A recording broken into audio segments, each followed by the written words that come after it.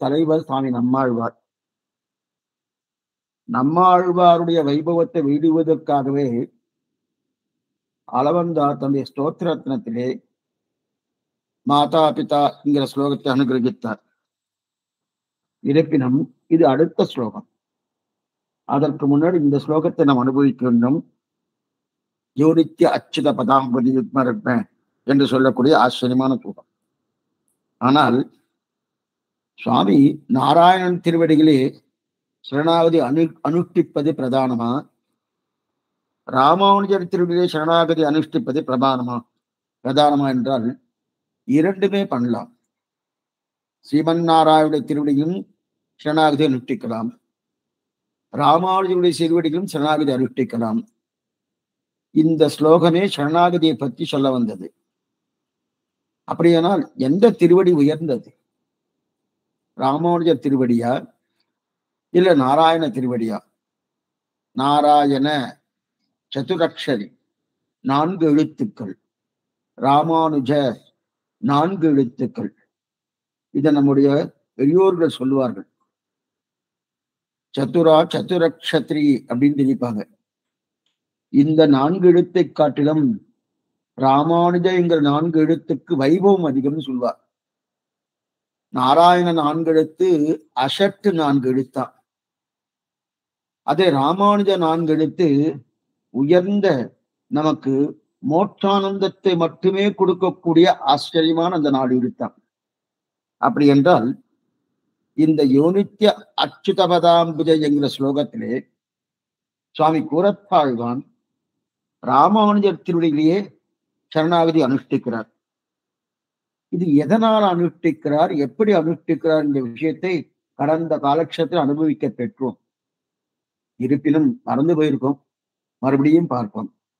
ஆனால் அதற்கு முன்னாடி நாம இதுவரைக்கும் இந்த ஸ்லோகத்தின் அர்த்தத்தை எதுவரையில் பார்த்தோம்? ஸ்லோகத்தை மறுபடியும் வாசிப்போம். யோனித்ய அச்சுத பதாம்புஜ யுக்ம ருக்ம வியாமோகத ததிதராணி திரிணாயமேனி அஸ்மத்குரு பகவதோஸ்த தயைக சிந்தோகு ராமானுஜஸ்ய சரணம் பிரபக்தி. இது ஸ்லோகம். இதுல யோனித்ய அச்சுத பதாம்புஜ யுக்ம ருக்ம வியாமோகத ததிதராணி திரிணாயமேனி அஸ்மத்குரோர் பகவதோஸ்த தயைக சிந்தோகோ. இதுவரையும் நம்ம பார்த்திருக்கோம். அப்படின்னா இதோட மேலிழந்தவாறு அர்த்தத்தை சொல்லிட்டு மேற்கொண்டு ராமானுஜஸ்ய சரணம் பிரபக்தி இதைத்தான் பார்க்கணும். ஆனா இந்த ஸ்லோகத்திலேயே இதுதான் ரொம்ப முக்கியமான இடம். ராமானுஜஸ்ய சரணம் பிரபக்தி என்பது. இருந்தாலும் இந்த யோனித்ய அச்சுதபதாம்புஜ தொடங்கி தயைக சிந்தோகோ அப்படின்னு இருக்கு இல்லையா, அது வரைக்கும் என்ன அர்த்தம்னா ஏற்கனவே அர்த்தத்தை பார்த்துட்டோம். இருந்தாலும் சுருக்கமா பார்ப்போம். யார் ஒருத்தர் யோகா யார் ஒருத்தர் எல்லாமே அச்சுதனுடைய திருவடி தாமரைகள் தான் என்று இருக்கிறார்களோ அந்த அச்சுதனுடைய திருவடி தாமரைகள் பொன் போன்றது. அந்த 2 பொன் போன்ற திருவடி தாமரைகளில் அதீதமான பிராபல்யம், அதீதமான பக்தி, அதீதமான பிரேமம் யார் படைத்திருக்கிறார்களோ, யார் அதில் இருக்கா, அந்த திருவடியை தவிர மற்ற எதுவாக இருந்தாலும் அது புல்லுக்கு சமமாக நினைக்கிறார்களோ. இதுதான் அச்சுத பதாம்புஜ யுக்ம ருக்ம. பொன் போன்ற திருவடி, தாமரை போன்ற திருவடி, வியாமோகதகா அதிலேயே பிராபன்யம், அதிலேயே பிரேமம், அதிலேயே பக்தி, ததிதராணி திரிணாயமேனே. அப்படிப்பட்ட அந்த திருவடியை தவிர மற்றொன்று அனைத்தும் புல்லுக்கு சமமா நினைக்கிறார்களோ. அது மட்டுமல்ல, யார் ஒருத்தர் இப்ப கூரத்தாழ்வாடி ஸ்லோகமோனோ இப்ப அவர் தெரிவிக்கிறார், தன்னை பத்தி தெரிவிக்கிறார். யார் ஒருத்தர் எனக்கு ஆச்சாரியனாக இருந்து கொண்டு என்னுடைய அஜ்ஞானமான அந்தகாரத்தை, அப்படிப்பட்ட இருளை போக்கடிப்பர் யாரோ அப்படின்னா அந்த இருட்டை போக்கடித்து எனக்கு உண்மையான ஞானத்தை கொடுத்தவர் யாரோ அப்படிப்பட்ட அந்த ராமானுஜர், அப்படிப்பட்ட கல்யாணங்களும் உடையவராக இருக்கக்கூடிய அந்த ராமானுஜரை வணங்குகிறேன். அந்த ராமானுஜர் எப்படிப்பட்டவர்? தயைக சிந்தோகோ, தயையே ஒரு கடலாக உருவெடுத்தால் எப்படி இருக்குமோ அதுதான் ராமானுஜர். அப்படிப்பட்ட தயைக சிந்தோகோ, அப்ப தயைக்கே இருப்பிடமாக இருக்கக்கூடிய கடல் போன்று இருக்கக்கூடிய அப்படிப்பட்ட ராமானுஜரை வணங்குகிறேன். வணங்குகிறேன்னா இது வெறுமை சொன்னா போறாது. சாமான்யமா சுவாமி கைங்கரியம் பண்ணணும், கைங்கரியம் பண்ணணும், கைங்கரியம் பண்ணணும் அப்படின்னு சொன்னா போறாது, பண்ணணும். அதே போல இப்ப யோனித்ய அச்சுத பதாம்புஜ யுக்ம ருக்ம இந்த ஸ்லோகம் சொல்லிட்டே சுவாமி சொல்லியாச்சுன்னா பிரயோஜனம் இல்லை, அனுஷ்டானத்துல வரணும். அது அனுஷ்டான குணம் இல்ல சுவாமி கண் இல்ல இன்னைக்கு சொன்னா போறோமோ சொன்னா போறோம், அனுஷ்டானத்தை கொண்டு வரணும். அனுஷ்டானத்தை கொண்டு வரணும் எப்படி சுவாமி கொள்றதுன்னா நம் கண் முன்னாடி இருக்கிற அஸ்ய ராமானுஜஸ்ய சரணம், இதான் ரொம்ப முக்கியம். அஸ்ய ராமானுஜஸ்ய சரணம், நம் கண் முன்னாடி தெய்வத்தை போல் இருக்காரோ அவர்தான் அஸ்ய ராமானுஜஸ்ய சரணம் சரணம் பிரபக்தி. அப்படிப்பட்ட ராமானுஜருடைய திருவடிகளை சரணமாக பஞ்சமாக பற்றுகிறேன். இதுதான் ஸ்லோகத்தின் அர்த்தம். இந்த ஸ்லோகத்தினுடைய அர்த்தத்தை நம்ம ஏற்கனவே பார்த்துட்டோம். யோ நித்ய அச்சுத பதாம்புஜ யுக்ம ருக்ம வியாமோகதரா தஜிதராணி திருநாயமேனி அஸ்மத்குரோர் பகவதோஸ்த தயைக சிந்தோகோ, தயைக சிந்தோகோன்னு பார்த்துட்டோம். இப்ப வியாக்கியானம் பார்ப்போம். திருலோகஞ்சியுடைய வியாக்கியானம் ஆச்சரியமான அர்த்தம். அதாவது கீழே சொல்லப்பட்ட குணங்கள் எல்லாம் வெறுமனே 8 சுருக்காய் போல இருக்கப்படாது. அப்படின்னா நம்ம சிலதெல்லாம் காகிதத்துல எழுதிடுவா, எழுதி முடிச்சுட்டு எழுதியிருக்க சுவாமி ஆயிடுத்தணும் என்ன, அது அப்படி கிடையாது. ஆனா அதை அனுஷ்டானத்தை கொண்டு வரணுமோ, அப்படின்னா புஸ்தகத்துல மாத்திரம் எழுதி வச்சா போறாது, அதில் அனுஷ்டானம் கொண்டு வரணுமோ. எப்படி சுவாமி அனுஷ்டானம் கொண்டு வரணும்? கீழே சொல்லப்பட்டது என்ன? ஞானம் என்ன, பக்தி என்ன, வைராக்கியம் என்ன, இந்த 3ம் குணக்கடலாக இருக்கக்கூடிய ராமானுஜர். இந்த 3 எங்க சுவாமி சொல்லியிருக்கு? ஞான பக்தி வைராக்கியம் எல்லாம் எங்க சொல்லியிருக்குன்னா தயைக சிந்தோன்றதுல ஒரு தயையை சொல்லியிருக்கு, கருணையை சொல்லியிருக்கு. ஞானம் எங்க சுவாமி இருக்குன்னா இந்த இடத்துல ஆசிரமம் இருக்கு பாருங்க. ஞானம் சொல்லப்பட்டது பகவதகா யோ நித்ய அச்சுத பதாம்புஜ யுக்ம ருக்ம வியாமோகத ஸ்ததிதராணி திருநாயமேனி அஸ்மத் குரோர் பகவதகா இருக்கு இல்லையா, அந்த பகவத சப்தத்தாலே ஞானம் சொல்லப்பட்டது. ராமானுடைய ஞானம் ஏன்னா பகவான்னு சொன்னாலே இது முன்னாடி பார்த்துருக்கோம். ஞானபல ஐஸ்வர்ய வீரிய சக்தி தேஜஸ் கூடியவரும் பகவான் பேரு. அதுல பிரதானமா இருக்கிறது ஞானம். அப்ப பகவத சப்தத்தாலே ஞானம் சொல்லப்பட்டது. பக்தி எங்க இருக்கு சுவாமி? வியாமோகதகா, வியாமோகதகா, வியாமோகத சப்தத்தாலே பக்தி சொல்லப்பட்டது. வைராக்கியம் எங்க சுவாமி சொல்லப்பட்டதுன்னா திருநாயமேனே பகவதகா வியாமோகதகா திருநாயமேனே, அந்த திருநாயமேனே சப்தத்தாலே வைராக்கியம் சொல்லப்பட்டது. அப்ப ஞானம் என்ன, பக்தி என்ன, வைராக்கியம் என்ன, இந்த 3ம் சுவாமி ராமானுஜத்தில் நிறைய இருக்கு. அது மட்டுமல்ல, தயைக சிந்தோகோ, அல்ல அல்ல குறையாத தயை. அவர்கிட்ட தயை எத்தனை சுவாமி, தயெல்லாம் கொடுத்தாச்சு ஆயிடுத்து, நீங்க அடுத்த வருஷம் வாங்க அப்பதான் தயை வரும் அப்படின்னு எத்தனை கொள்ளமாலா இன்ப வெள்ளம் கோதில தஞ்சிரும் ஆழ்வார் சொன்னா போல கொடுக்க கொடுக்க கொடுக்க கொடுக்க காருண்யம் பெருகின்றே இருக்கு இல்லையா. அப்படிப்பட்ட தயை எதனால சொல்லப்பட்டது? தயைக சிந்தோகோ, இப்படிப்பட்ட குணங்கள் படைத்த அப்படிப்பட்டவர் சுவாமி. அவர் எங்க இருக்கார்? ஸ்ரீவைகுண்டம் இருக்கார் சுவாமி, அங்க போய் சேவிக்கலாம். அதில் நம் கண் முன்னாடி நடமாடி கொண்டிருக்கணும், நம் கண்ணால் பார்க்கணும் இல்லையா. அந்த நம்முடைய கண்ணால பார்த்தா தான் ஒரு உறுதி ஏற்படும். இல்லைன்னா இன்னைக்குமே சரணாகதியிலேயே நமக்கு சில நேரத்தில் நம்பிக்கை வர்றது இல்லைன்னா அந்த உறுதி நமக்கு பிரத்யக்ஷம் இல்லை. பகவான்கிட்ட சரணாகதி பண்றோம், அது என்னது? சரணாகதி என்பது ஒரு செயல்பாடு கிடையாது, அது ஒரு புத்தி விசேஷம். புத்தி விசேஷம்னு சொன்னாலும் அது எதாவது காமிக்காது. அதனால ஆனா இங்க அப்படி இல்லை. அஸ்ய ராமானுஜஸ்யன் சப்தம் இருக்கு இல்லையா, நம் கண்ணாலே பார்க்கக்கூடிய அந்த திருமேனியை சேவிக்கலாமே, அதான் அந்த சேவிக்கக்கூடிய தன்மை இருக்கணும்.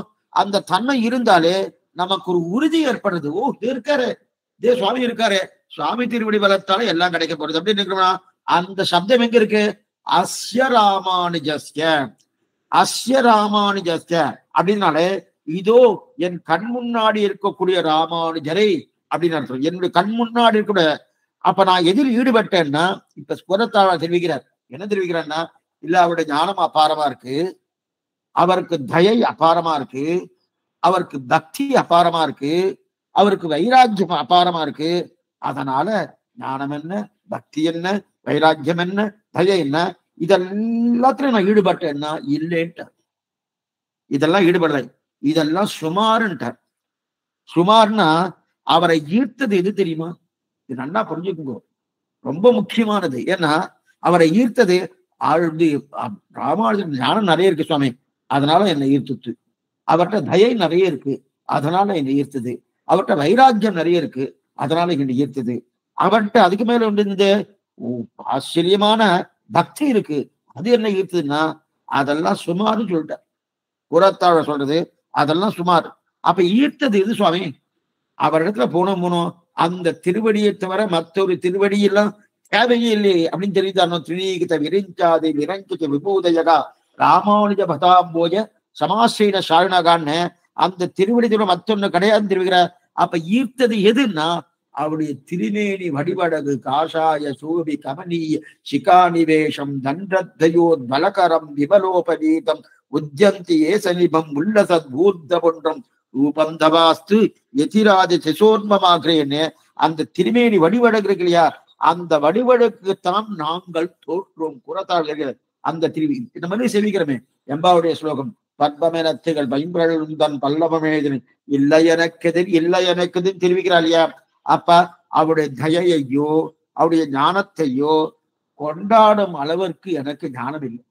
புறத்தாழ தெரியும். அவர் தயையை கொண்டாடுமா? அந்த அளவுக்கு போராது சுவாமி. அப்ப ஞானம் கொண்டாட முடியுமா? போராது சுவாமி. அவருடைய பக்தியை கொண்டாட முடியும்? போராது சுவாமி. அப்ப என்ன சுவாமி? திருமேனி வடிவழகு. அந்த திருமேனியை சேவிக்க சேவிக்க சேவிக்க இந்த திருமேனியை விட்டுட்டு மற்றது கிடையாது அப்படின்ற இல்லையா. அது அந்த அளவுக்கு இப்போ இருக்கு இல்லையா. இப்ப இந்த இடத்துல ரெண்டு விஷயம் என்ன பாருங்க, இதை நல்லா கேட்கணும். ஏன்னா நமக்கு ராமானுஜர் சொல்லிட்டு இருக்க வந்து யாருன்னு தெரிஞ்சுக்கணும், எப்படிப்பட்டவன் தெரிஞ்சுக்கணும், கூறத்தாழ என்னமா அவரை ஆதரிச்சிருக்காருன்னு தெரிஞ்சுக்கணும், எதனால அந்த வார்த்தை சொல்லியிருக்காரு. இப்ப இனிமே வரக்கூடியதான் ரொம்ப உண்மைக்கா கேட்கணும். இப்ப ஸ்ரீமன் நாராயண சரணவ் சரணம் பிரபக்தின்னு சொல்றோம். அதே போல ஸ்ரீமத் ராமானுஜ சரணம் பிரபக்தின்னு சொல்றோம். நாராயண சரணம்னு ஒரு சப்தம் இருக்கு, ராமானுஜ சரணம்னு ஒரு சப்தம் இருக்கு. இந்த ரெண்டு சப்தத்துக்கு என்ன சுவாமி வேறுபாடு? ஆனா இந்த ஸ்லோகமும் நம்ம அவதாரிகளே பார்த்துக்கணும், இந்த ஸ்லோகம் தான் துவயத்தின் அர்த்தம்னு சொல்லியிருக்கோம். அப்ப துவயம் என்ன சொல்றது? ஸ்ரீமன் நாராயண சரணவ் என்று சொல்கிறது. அதே போல ராமானுஜ ஜெயம் என்ன? ஸ்ரீமத் ராமானுஜ சரணவ் அப்படின்னு சொல்லியிருக்கணும். என்ன வேறுபாடு இந்த இடத்துல? சரணவ் ரெண்டு திருவடிகள், ரெண்டு திருவடிகளை உபாயமாக பத்தினும் நன்னா தெரியுது. அப்பன்னா ஸ்ரீமன் நாராயணனுக்கு ரெண்டு திருவடிகள், அதே போல பகவத் ராமானுஜருக்கு ரெண்டு திருவடிகள். அந்த ரெண்டு திருவடிகளை தனித்தனியாக உபாயமாக பத்திருக்கோன்னு தெரியுது. ஆனா இந்த ரெண்டுக்கும் ஒப்புமை கம்பேரிசன் பண்ணமோனோ அப்பன்னா நாராயணன் திருவடிகளை பற்றுவதை விட ராமானுஜருடைய திருவடியை பத்தினால் என்ன ஏத்தம் சுவாமி? சுவாமி நீங்களே ரெண்டுத்துக்கு கம்பேரிசன் சொல்லிட்டு ஒரு தடவை ஏத்தம் சொல்றேன்னா இதுதான் உண்மை. ஏன்னா என்னுடைய சுரூபத்துக்கு அனுரூபமா இருக்கும். நல்லா பாத்துக்கோ, என்னுடைய சுரூபத்துக்கு அனுரூபம். சுரூபம் என்ன? சுரூபம் என்ன சுவாமி? பகவத் சேஷத்துவம் பாகவத சேஷத்துவமா? பகவானுக்கு நான் அடிமை, இது ஒரு சுரூபம். பாகவதாலுக்கு நான் அடிமை, இது ஒரு சுரூபம். பகவானுக்கு அடிமை என்பதை காட்டிலும் பாகவதாலுக்கு அடிமைதான் உண்மையான சுரூபம். அதுதான் ஆந்தரீகமான அர்த்தம். அப்படி இருக்கச்சே பாகவத சேஷத்துவம் தான் பிரதானம். பாகவத சேஷத்துவம் பாகவத பாரதத்தியம். அப்ப பகவத் சேஷத்தை விட பாகவத சேஷத்துக்கு ஏற்றம், பகவத் பாரதந்திரியத்தை விட பாகவத பாரதத்தில் ஏற்றம். அது மட்டுமல்ல, மற்றனா நாமெல்லாம் அநேகமா சர்ம பருவ நெட்டை படைத்தவர்கள் தான். அது என்னமா சுவாமி, நான் பெருமாட்டெல்லாம் போயிட்டு இருக்கேன்னா எத்தனை போனாலும் சர்ம பருவ நெட்டுன்றது உண்டு. ஏன்னா ஏன்னா ஆச்சாரிய சம்பந்தத்தை வைத்துக் கொண்டுதான் பகவான்டே போறோம். ஆச்சாரிய சம்பந்தம் இல்லைன்னா முதல்ல காலக்ஷேபமே இல்லையே. காலக்ஷேபம் கேட்கணும்னால ஆச்சாரிய சம்பந்தம் வேணுமே. அப்படி இருக்கச்சது ஆச்சாரிய சம்பந்தம்னா சர்மபர்வ நிட்டை. அப்ப பகவான் பிரதம பருவ நிட்டை.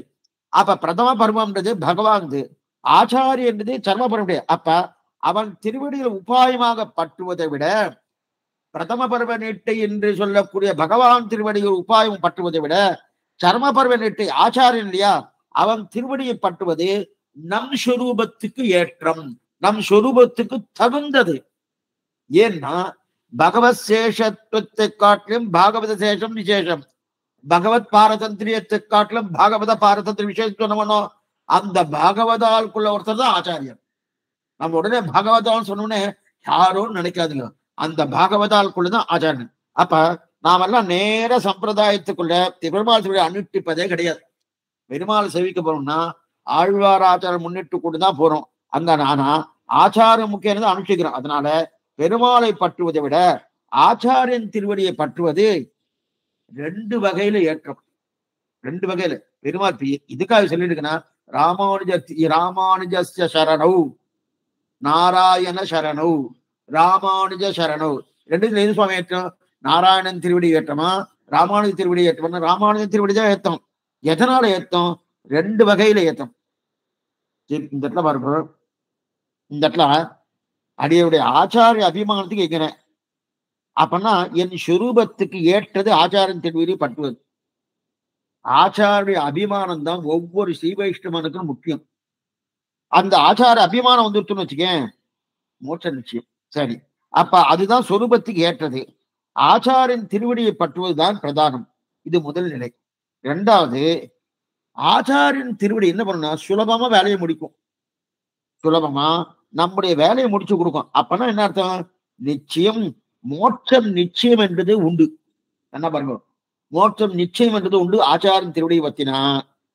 சரி, இப்ப உடனே இந்த வார்த்தை சொன்ன உடனே ஒருத்தர் எழுந்து கேட்கிறார். இங்க இல்ல, வேற காலக்ஷேபத்துல அவர் கேட்டிருக்காரு. எனக்கு என்ன சுவாமி இந்த ஸ்லோகத்தையே பாருங்க. யோனித்ய அச்சுத பதாம்புஜ யுக்ம ருக்ம வாமோகத ஸ்ததிதராணி திருநாயமேனின்னு இருக்கணும். ஆமா, அப்ப அச்சுதன்னா என்னது? நழுவுதல் இல்லாதவன், நம்மை நழுவ விட மாட்டான், நம்ம நன்னா பிடிச்சுவான், நம்ம எக்காரணத்தை கூட நழுவ விட மாட்டான்னு சொல்லியிருக்கணும். நீங்க என்னமோ ஆச்சாரன் திருவடி ஆச்சாரன் திருவடி ஆச்சாரன் திருவடின்னு சொல்லிட்டு இருக்கல. இந்த ராமானுஜருடைய நிலையே அவருடைய நிலையை எப்படி இருக்கு? அச்சுதன் என்று சப்தத்தை ராமானுஜர் வச்சிருக்கார், அதை அப்படியே குரத்தாழ இறக்கிட்டார். அப்ப அச்சுதன்னா நழுவுதல் இல்லாதவன். அப்ப நழுவுதல் இல்லாத திருவடியை நான் பத்திட்டு இல்ல அந்த திருவடியை காட்டிலும் ராமானுஜ திருவடி உயர்த்தி அப்படின்னு சொல்லியிருக்கல. அப்ப அச்சுதன்னா நழுவுதல் இல்லாதுன்னு சொல்லியிருக்கேன். அப்ப நான் நாராயணன் திருவடி பற்றினால் கொடுக்காத நழுவுமா? நழுவுதல் இல்லாதன்னு சொல்லியிருக்கேன் சுவாமின்னா. அப்படி இல்லை, கொடுக்காதுன்னு சொல்ல கொடுக்கும். ஆனா ரொம்ப நாளா இந்த சந்தேகம் இருக்கு. ஏன் சந்தேகம்னா எப்ப கொடுக்கும் தெரியாது, என்னமா கொடுக்கும் தெரியாது. இத பிலலோகாச்சாரியார் ஸ்ரீவச்சன பூஷணுங்கிற கிரந்தத்தை ஆசிரியர் விசாரிக்கிறார். சுதந்திரனான ஈஸ்வரனை பற்றிட போதே தொடங்கிதானே இச்சம்சயம் உள்ளது. சுதந்திரனான ஈஸ்வரனை பற்றின போதே தொடங்கிதானே சம்சயம்னா இந்த சந்தேகம்.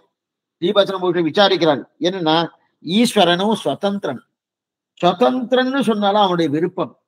அவரை பாட்டு என்ன பண்ணமோ என்னைக்குமே ஒருத்தருடைய பொறுப்பு கொடுத்துட்டு அவர் தான் எல்லாம் விருப்பப்படி பண்ணுன்னா அவர் ஏதாவது கேட்க முடியாது. அவர் எங்க எப்படி பண்ணுவாருன்னு தெரியாது, எப்படி பாய்வாருன்னு தெரியாது. ஏன்னா கேள்வி கேட்பதற்கு ஆள் இல்லை. சுதந்திரன் என்ன பண்ணிக்கோ.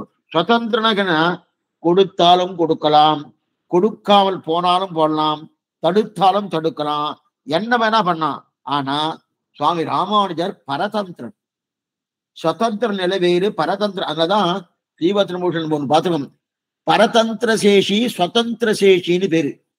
பகவானுக்கு சுதந்திர சேஷி, ஆச்சாரியனு சேஷிதான். ஆனா இந்த சேஷி எப்படி பண்ணா பரதந்திர சேஷி. ராமானுஜர் பரதந்திர ஆனபடியாலே கண்டிப்பாக மோட்சம் கொடுப்பார். இரண்டாவது, சம்சாரத்தை அழுத்தி வைப்பதற்கு பகவான் தான் காரணம். மோட்சம் போவதற்கும் பகவான் தான். அப்படின்னா இங்க இருப்பதற்கும் அங்கு போவதற்கும் சீவைகுணம் சொல்லுவாங்க. அப்படின்னா இங்கைக்கு அங்கைக்கு ரெண்டுத்துக்குமே இது பகவான் தான். பந்த மோட்சம் இரண்டுக்கும் காரணம் பகவான். ஆனால் ஆச்சாரியர்கள் அப்படி இல்லை, நம்மை சம்சாரத்தில் வைக்கவே மாட்டார். என்ன பண்ணுவான்னா பிறவிய முதல்ல கொடுத்தது யாரு? பகவான் தான் பிறவி கொடுத்துக்காரு. ஆச்சாரியர் பிறவி கொடுத்தாரா? அவர் கொடுக்கவே மாட்டார். ஆனா பிறவியை கொடுத்தது பகவான். ஆனா ஆச்சாரியன் ஒரு பிறவி கொடுக்கிறாரு. என்ன பிறவி? அன்று நான் பிறந்திலேன், பிறந்த பின் மறந்திலேன், நின்றதெந்த ஊரகத்து இருந்ததெந்த பாடகத்து அன்று வெக்கனை கிடந்தது எண்ணிலாத முன்னாள் திருமேஷாவை தெரிவித்தாப்பட ஒரு பிறவி கொடுக்குற. என்ன கொடு? ஞான பிறவி கொடுக்கிறாரு தவிர சரீர பிறவியை ஆச்சாரியன் கொடுப்பது கிடையாது. சரீர பிறவியை கொடுப்பது யாருன்னா பகவான் அப்படின்னு இருக்கு இல்லையா? ஆக சரீரத்திற்கு கொடுப்பது பகவான். ஞான பிறவி கொடுத்து சரீரத்தை வெட்டிவிடக்கூடிய தன்மை யாரு? ஆச்சாரியனுக்கு இருக்கணும். அப்படி இருக்கச்சே இந்த ரெண்டு பேர்ல யாரு சுவாமி அர்த்தம்? சரீரத்தை கொடுத்து இந்த சம்சாரத்துல அழுத்தக்கூடிய தன்மை பகவானுக்கு. அந்த சரீரத்தை வெட்டி கொடுத்து ஞான தன்மத்தை கொடுத்து அனுபவத்தின் பிரீத்திகார்த்த கைங்கரியம் பண்ணும்படியான ஒரு தன்மையை ஏற்படுத்தி கொடுத்து அந்தமில் பேரின்ப தடியரோடு இருந்தமை என்று அங்க போய் கொண்டு போய் சேர்க்கிறாரோ. அப்ப இந்த ரெண்டு எது ஏற்றோம்னா அப்ப பகவானை காட்டிலும் ஆச்சாரனுடைய திருவடிக்கு தான் சிறப்பு. ஆக ஆச்சாரியன் திருவடியை சரணமாக பற்றினால் என்ன பாருங்க, சரணமாக பற்றினால் என்ன வருது? நிச்சயம் ஒரு தைரியத்தோடு இருக்கலாம். பன்னியா சுவாமி நிச்சயம் கிடைக்கும். அப்பனா அர்ச்சராதி மார்க்கத்துக்கு தயாரா இருக்கும்னு அர்த்தம். அர்ச்சராதி மார்க்கத்துக்கு தயாரா இருக்கணும். பெருமாள் திருவடி மோட்சம் கொடுக்காதான்னு நன்னா கொடுக்கும், நன்னா கொடுக்கும். அதை மோட்சம் கொடுக்காதுன்னு சொல்ல நன்னா கொடுக்கும். ஆனா எப்ப கிடைக்கும் தெரியாது. அது ஏன் சுவாமி இந்த சந்தேகத்தை சொல்லிட்டு கேள். சில நேரத்தில் இந்த ஸ்ரீ வைஷ்ணவா என்ன பண்றான்னா ஆச்சாரியன் பிரதானம்னு ஒரு முத்திரை கொடுத்துட்டா. ஏன்னா இந்த மாதிரி ஒரு கேள்வி இருக்கு வெளியில. ஆச்சாரியன் பிரதானம் ஒரு முத்திரை கொடுத்துட்டா. கொடுத்ததுக்கு அப்புறம் இவா சில சாமர்த்தியத்தால் என்ன பண்றேன்னா ஆச்சாரியன் தான் பிரதானம், ஆச்சாரியன் தான் பிரதானம், பகவான் இல்லை அப்படின்னு சொல்லிட்டு வராறணும். அங்க போனதுக்கு அப்புறம் ஆச்சாரிய கைக்கிறோம், பகவத் கைக்கிறோமா, அங்க போனோம்னா அந்த ஆச்சார கைக்கிறோம் தான். அப்படின்னா யாரா கிளம்பி போயாச்சுன்னா ஆச்சாரியன் திருவடி அடைந்தார்ன்றோம். ஸ்ரீவைகுண்டம் போறாரு, இறங்கியா போறாரா? இன்னைக்கு மதுரகவி ஆழ்வார்னு சொன்னார். நம்புவார் வைகுண்டம் காண்பின்னு சொல்லியிருக்கார். நம்புவார் மீது திருக்குறுகூர் காண்பின்னு சொன்னாரா? சொல்லல. அப்ப திருக்குறுகூர் காண்பின்னு ஏன் சொன்னா அங்க ஈரரசு அங்க ஓரரசு அப்படின்னு வியாக்கியானங்க சொல்லியிருக்கா. இருந்தாலும் அங்க போய் பகவானுக்கு தானே கைங்கரியம் பண்ண போறாரு. அப்படி இருக்க செய்து இவ என்ன ஆச்சாரியன் சொல்லிட்டு இருக்காருன்னா இல்லையே, பகவான் விஷயத்துல சில இடத்துல தப்பா நடந்து இருக்க, மாறி இருக்குன்னு சரணாகதி பண்ணி அது பலிக்காம போயிருக்கா. பரதாழ்வானுக்கு பலிக்கல. என்னமா சரணாகதி பண்ணா தெரியுமா? ஆச்சரியமான சரணாகதி, எந்த தவறும் கிடையாது. ஆனா சரணாகதினா என்ன விஷயம்னா சரண்யனுக்குண்டான தன்மை இருக்கணும், சரணாகதனுக்கு உண்டான தன்மை இருக்கும். ரெண்டு பேருக்கும் ரெண்டும் உண்டு. இது பெரிய விசாரமா பண்றா. ரெண்டு ஏன்னா இப்ப சமுத்திரராஜன் சரணாகதி ராமன் பண்ணா பலிக்கல. அதே போல பரதாழ்வான் ராமன்ட்ட சரணாகதி பண்ணா பலிக்கல. எப்படி சமுத்திரராஜன் ராமன் பண்ண போது சரணாகதி பலிக்கலையோ அதே போல பரதாழ்வான் ராமன்ட்ட சரணாகதி பலிக்கல அப்படின்னு சொல்ல முடியாது. அங்க சமுத்திரராஜன் சரணாகதி மட்டும் பலிக்காத காரணம் நிறைய காரணம் இருக்கு. ஏன்னா சரண்யனுக்கும் சரணாகதனுக்கு உண்டான அதிகாரம் கிடையாது. சரண்யனுக்கு உண்டான அதிகாரமே இல்ல, சரணாகதனுக்கு உண்டான அதிகாரமே இல்ல. அங்க அதிகாரமே இல்லாதனால பலிக்கல. இங்க ரெண்டுமே அதிகாரம் உண்டு. பரதன் சரணாகதன், அவன் ராமன் சரண்யன், ரெண்டு பேருக்கும் ரெண்டு விதமான அதிகாரம் பூர்த்தியா இருக்கு. கிடைக்கலையே சுவாமி. ஏன் கிடைக்கல? ஆனா ஏன் கிடைக்கல? நாட்டுக்கு வந்தானா என்ன தாசன் நினைச்சுக்கோ, சிஷ்யன் நினைச்சுக்கோ, தம்பின்னு நினைச்சுக்கோ, என்ன எப்படி பிரார்த்தித்தான், பிரார்த்தித்து வரலையே. அப்ப ராமனிடத்திலே சரணாகதிக்கு பண்ணியும் பலிக்காம போயிடுத்து. ராமனிடத்திலே சரணாகதி பண்ணி பலிக்கல. எதுக்கு இந்த ராமன்னு சொன்னா கண்ணனிடத்திலே சரணாகதி பண்ணி பலிக்காம போயிருந்தாலும் ஓரளவுக்கு ஒத்துக்கலாம். என்ன சுவாமி கண்ணன் சரணா? அப்ப கண்ணன் பகவான் இல்லையா? அவருதான். இருந்தாலும் கண்ணனை பத்தி ஆண்டாள் ஒரு அபிப்பிராயம் சொல்லியிருக்கா. ஏலா பொய்கள் உரைப்பானை இங்கே போத கண்டீரே, மாலாய் பிறந்த நம்பியை மாலே செய்யும் மணாலனை, ஏலா பொய்கள் உரைப்பானை இங்கே போத கண்டீரே. யாரும் இங்க பொய் சொல்லிட்டு இப்படி போயிருந்தது. அந்த பிள்ளை எங்க போயிருக்கான் பார்த்தேல? என்ன கொஞ்சம் கூப்பிடுங்க. யாருன்னா கண்ணன். அதனால கொடுக்கிறேன்னு சொல்லிட்டு கொடுக்கலன்னா சுவாமி அவர் சுவாபாவம், சுவாமி என்ன பண்றது, அவர் கொடுக்க மாட்டாரு அப்படின்னு ஓரளவுக்காது சரின்னு ஒத்துண்டுலாம். இந்த இடத்துல என்னன்னா ராமன் பிள்ளையே ஏகபத்தினி விரதன், ஒக்க பத்தினி ஒக்க மாட்ட ஒக்க பானம் அப்படின்னு தெரிவிக்கிறா இல்லையா? அப்ப ராமோ துர்நாபி பாஷதே, இரண்டாவது வார்த்தையே பேச தெரியாத ராமன். அப்படி இருக்கச்சே கண்ணன் ஏமாற்று பேர் வழின்னா ஓரளவுக்கு ஒத்துண்டுலாம். ராமன் அப்படி பண்ணலையே, நிச்சயமா கொடுப்பானே சுவாமி. ஆனா சந்தேகம் வருதணும். இது ஆழ்வாரே ஆச்சரியமான பதிகம் தெரிவிக்கிறார். 554 திருவாவி. இதுல மாசர சோதி மடல் எடுக்கிறார். மாசர சோதி என் செவ்யவாய் மணிக்கண்டத்தை ஆசர சீலனை ஆதிமூர்த்தியை நாடியே பாசரவே இது அறிவிழந்தரணாலயம் ஏசரம் ஊரவர் கோபி தோழி என் செய்வேன் மடல் எடுக்கிறார். அந்த மடல் எடுத்த உடனே ராத்திரி வந்துடுத்து. இனி மடல் எடுக்க முடியாதுன்னு ராத்திரிக்குண்டான பாத்திரத்தை ஊரெல்லாம் தொஞ்சி உலகெல்லாம் நல்லிருளா நீரெல்லாம் தேறி ஓர் நீரிழவா நீண்டுதான்னு அந்த பதிகத்துல ஆச்சரியமா தெரிவிக்கிறார். அந்த தெரிவிக்கச்சே அந்த பதிகத்துல ஒரு விஷயம் சொல்றாரு. கண்ணனும் பாரானால், கண்ணன் கூட வரலையே, கண்ணன் கூட வரலையே, கண்ணன் கூடயே வரலையே. அவன் உடனே ஒருத்தர் கேட்கிறார், அவன் எப்ப வந்திருக்கான், எப்ப வந்திருக்கான், அவன் வரமாட்டான் தெரிஞ்சேன்னா அத்தனை பேருக்கு வருவா வரவே இல்லையே, தெரிஞ்சிருக்கிற. ஆனா அதுக்கப்புறம் சொல்றாரு, அடுத்து சொல்லக்கூடிய வார்த்தை தான் காகுத்தனும் பாரானால். காகுத்தனும் பாரானால். அப்ப காகுத்தனும் அப்படின்றது என்னன்னா, இவனாவது கண்ணனாவது வரமாட்டான்னு தெரியுது. ஆனா காகுத்தன்றது ராமன். ராமன் ஒருவனும் ஒரு சீதைக்காக பட்ட பாடு எத்தனை அத்தனை தூரம் பாடுபட்டிருக்கானோ அவன் வந்திருக்கணுமோனோ. 5ஆம் 14ஆம் திருவாவை தெரிவிக்கிறார். எதுக்கு சொல்லுவேன்னா, அப்ப பெருமாளை பத்தி பேசும்போதே ஒரு சந்தேகம் வந்துடும். பண்ணுவாரா மாட்டாரா இல்ல, எப்ப பண்ணுவாருன்னு தெரியாது, எக்க கொண்டு போய் விடுவாருன்னு தெரியாது. அவருக்கு அது சுதந்திரன்னா என்னுடைய கர்மாவை பார்த்தா வச்சுக்கேன், அவர் கிருபையை பார்த்தா கிடைச்சிடும். ஆனா கிருபையத்தான் எப்போதும் பார்ப்பார்னு சொல்ல முடியாது. பரதந்திரனா இருந்தா கிருபையை பார்ப்பார். பரதந்திரன் இல்ல சுதந்திரன் ஆயிடுத்து வச்சுக்கேன், கிருபையையும் பார்க்கலாம் அல்லது என்னுடைய கர்மாவையும் பார்க்கலாம். என்னுடைய கர்மாவை பார்த்தா இங்கேதான் இந்த சம்சார மனத்துல மாறி மாறி பலபிறப்பம் பிறந்து அடியை அடைந்து உள்ளம் தேறி ஈரில் இன்ப திருவெல்லம் ஜான் மொழிகள்னு இங்கே இருக்க வேண்டியதுதான். அதை ஒரு கிருபையை பார்த்தாருன்னு வச்சுக்கேன், கிளம்பி போக வேண்டியதுதான். ஆனா இந்த சந்தேகம் இருந்துட்டு கலைய. ஆனா ஆச்சாரியனை பத்தினா ஒரு துளியும் சந்தேகத்துக்கு இடம் கிடையாது. இதுதான் முக்கியம். ஸ்ரீபத்ர மோட்ச ஆச்சார அபிமானமே உத்தாரம்னு 6வது பிரகடனம் பூர்த்தியா இதான் தெரிவிக்கிறது. ஒரு துளியா சந்தேகம்னா சந்தேகத்துக்கு இடமே. அதுதான் திருமேசி ஆழ்வார் தெரிவிக்கிறார். 4முகன் திருந்தாதுல பழுதாகாது ஒன்றறிந்தேன், பழுதாகாது ஒன்றறிந்தேன்.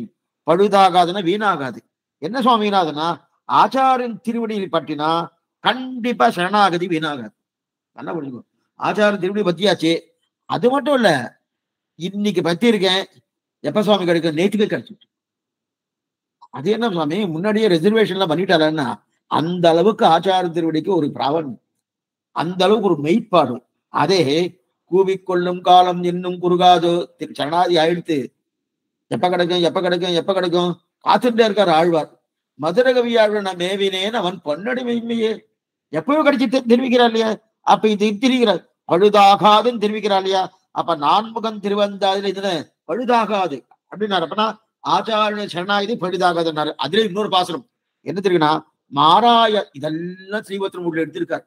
இது அப்படியே இறக்கிட்டார் யாரு, திரிலோகஞ்சிய சுவாமி. எக்ஸலண்டான வியாக்கியானம் சுவாமி. அந்த சுவாமி பண்ண கைங்கரியம் பெரிய கைங்கரியம். ஆனா நமக்கு அவ்வளவு தூரம் திரிலோகஞ்சிய சுவாமியுடைய விஷயம் நமக்கு தெரியாது. ஏன்னா அவர் அநேகமா வியாக்கியானங்கள் தான் அவர் ஈடுபட்டிருக்காரு. இன்னைக்கு நிறைய விஷயங்கள் நம்ம தெரிஞ்சுட்டு இருக்கோம்னா அவருடைய வியாக்கியானம் அனுசரித்து தான். என்ன உபதேச ரத்தனமாகட்டும், அதே போல ராமானுஜன் ராமானுஜன் சொல்லிட்டு இருக்கணும், அதுவும் அவருடைய வியாக்கியானம் தான். எதுவா இருந்தா அதே ஒரு பொதுத்தனியங்களாகட்டும் எல்லாமே அவருடைய வியாக்கியானம் தான். அதுல ஒண்ணு எடுத்திருக்கார். 4முகன் திருவந்தாதி பாசனம். மாராய தானவனை வேறாக வேட்டி இருப்பாரை வெல்லுமே மற்றவரை சாற்றியிருப்பார் தவம். நாராயணனை பிடித்தவர்கள் ஒரு கோட்டி, ஸ்ரீமன் நாராயணனை பிடித்தவர்கள் ஒரு கோட்டி, ஆச்சாரியனை பற்றி பாடுபவர்கள் இன்னொரு கோட்டி. சரி சுவாமி, நாராயணனை பற்றினவர்களுக்கு மோட்சமா அல்லது பற்றினவர்களுக்கு மோட்சமா? நல்லா ரெண்டுத்தையும் நல்லா பார்த்துக்கோ.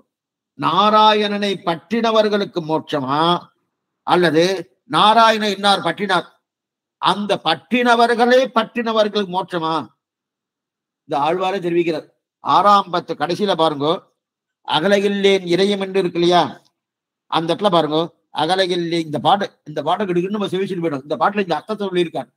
அகலகில்லேன் இறையம் என்று அலர்மேல் மங்க உடமார்பா நிகரில் புகழாய் உலகமூன்றுடையாய் என்னை ஆழ்வானே நிகரிலமரர் முனிக்கணங்கள் விரும்பும் திருவேங்கடத்தானே புகழொன்றில்லா அடியேன் உன் அடிக்கீழ் அமர்ந்து புகுந்தேனே.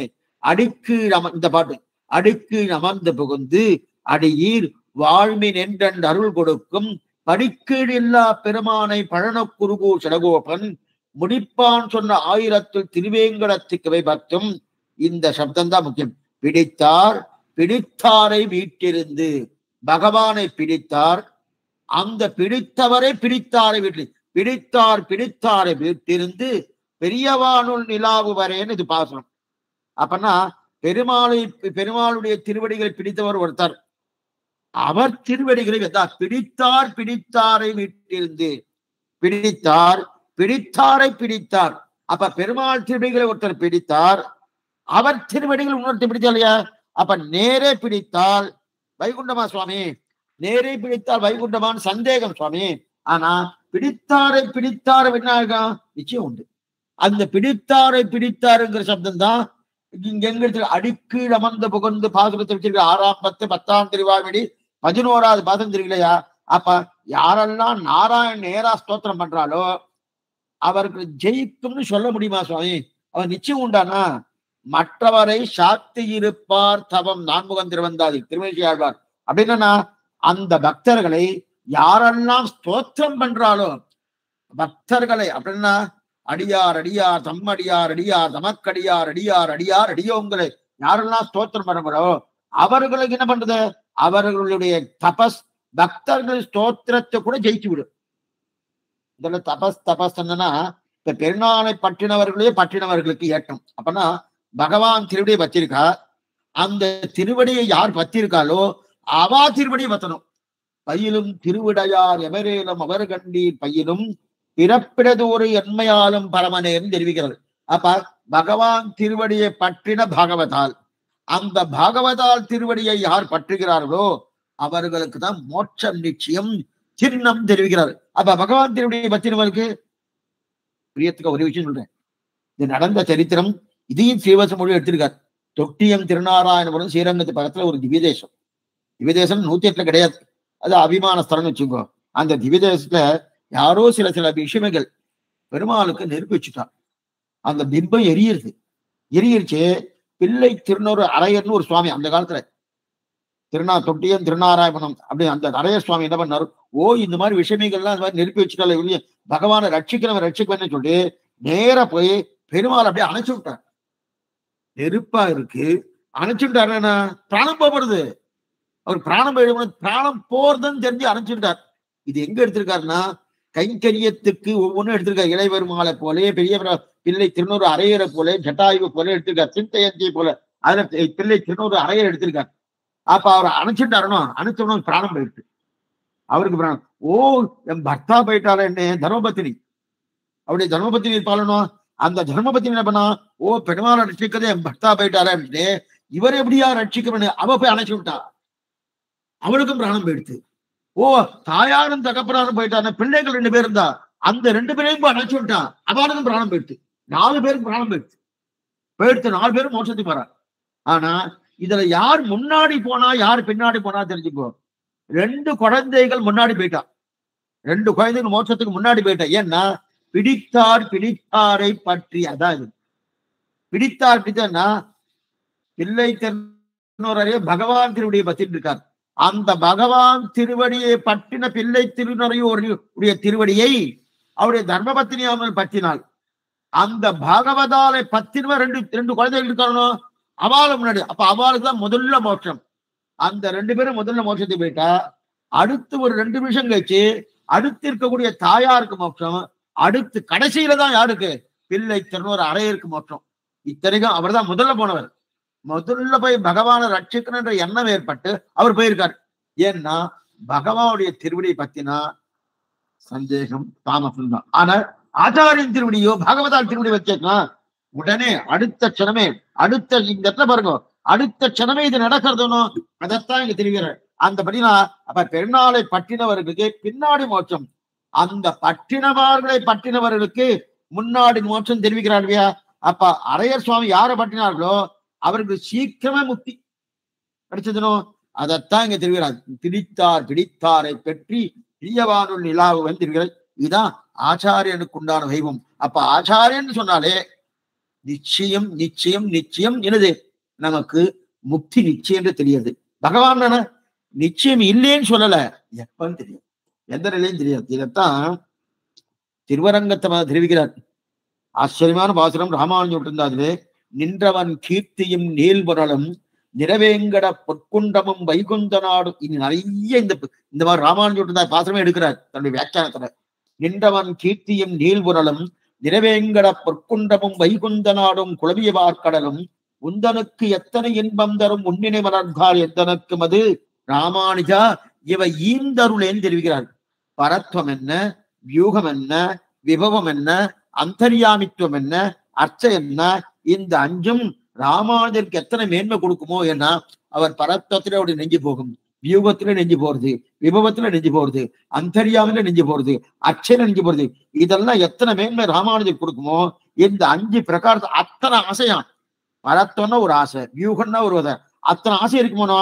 அது அத்தனையும் இப்ப திருவரங்கத்தை என்ன தெரிவிக்கிறேன்னா, தேவரீருக்கு பகவானுடைய பஞ்ச பிரகாரம் விண்மீது இருப்பாய், மலைமேல் நிற்பாய், கடல் சேர்ப்பாய், மண்மீது உழல்வாய், இவற்றில் எங்கும் மறைந்துழைவான். அந்த பஞ்ச பிராகார தேவருக்கு எத்தனை ஆசை இருக்குமோ அது அத்தனையும் திருவரங்கத்தை தெரிவிக்கிறார். அது அத்தனையும் தேவரீர் திருவடிகள் தான் அடியேனுக்கு. திருவடினா தனியா பரவாச தேவனை தேடிக்கொண்டு போக வேண்டாம். நல்லா பாருங்க, தனியா பரவாச தேவனை போய் பரத்துவம் தானே பரவாச தேவன், அங்க பரவாசம் தனியா போய் தேடிக்கொண்டு போக வேண்டாம். மேற்கொண்டு திருப்பார்குடல் யுகவாச தேவனை தனியாக போய் தேடிக்கொண்டு போக வேண்டாம். அவதாரங்கள் ராமகிருஷ்ண அவதாரங்கள், மீனோடு ஆமை கேடல் அடிகுரலாய் முன்னுமி ராமனாய் தானாய் பெண்ணுமி ராமனாய் தாமோதரனாய் கத்தியமானான் தெரிவிக்கிறார் இல்லையா. அந்த அவதாரத்தை தேடிக்கொண்டு போக வேண்டாம். அந்தர்யாமித்தம், ஒவ்வொரு குள்ளையும் அந்தர்யாமிக்கன அதையும் தேடிக்கொண்டு போறோம். அர்ச்சா திருமேனி, அர்ச்சா திருமேன தானுகந்த ஊரெல்லாம் தந்தால் பாடினு உகந்து வச்சு அர்ச்சாசுமே, அதையும் தேடிக்கொண்டு போக வேண்டாம். அப்பன்னா என்ன, இது அத்தனையுமே ராமானுஜர் திருவடியே கொடுக்கிறது தந்திரி. இது இத்தனையும் எத்தனை இன்பம் தேவரீருக்கு கொடுக்குமோ தெரிவிக்கிறார் திருவனந்தபுரம். தேவரீருக்கு எத்தனை இன்பத்தை கொடுக்கிறதோ அத்தனை இன்பம் தேவரீர் திருவடியர் அடியருக்கு கொடுக்கறதுன்றாரு. தேவர் அப்படின்னா என்னன்னா, அங்க பரத்துவமோ வியூகமோ விபமோ அந்தர்யாமோ வேண்டாம் சாமி, ராமானு திருவடியை கொடுத்தா.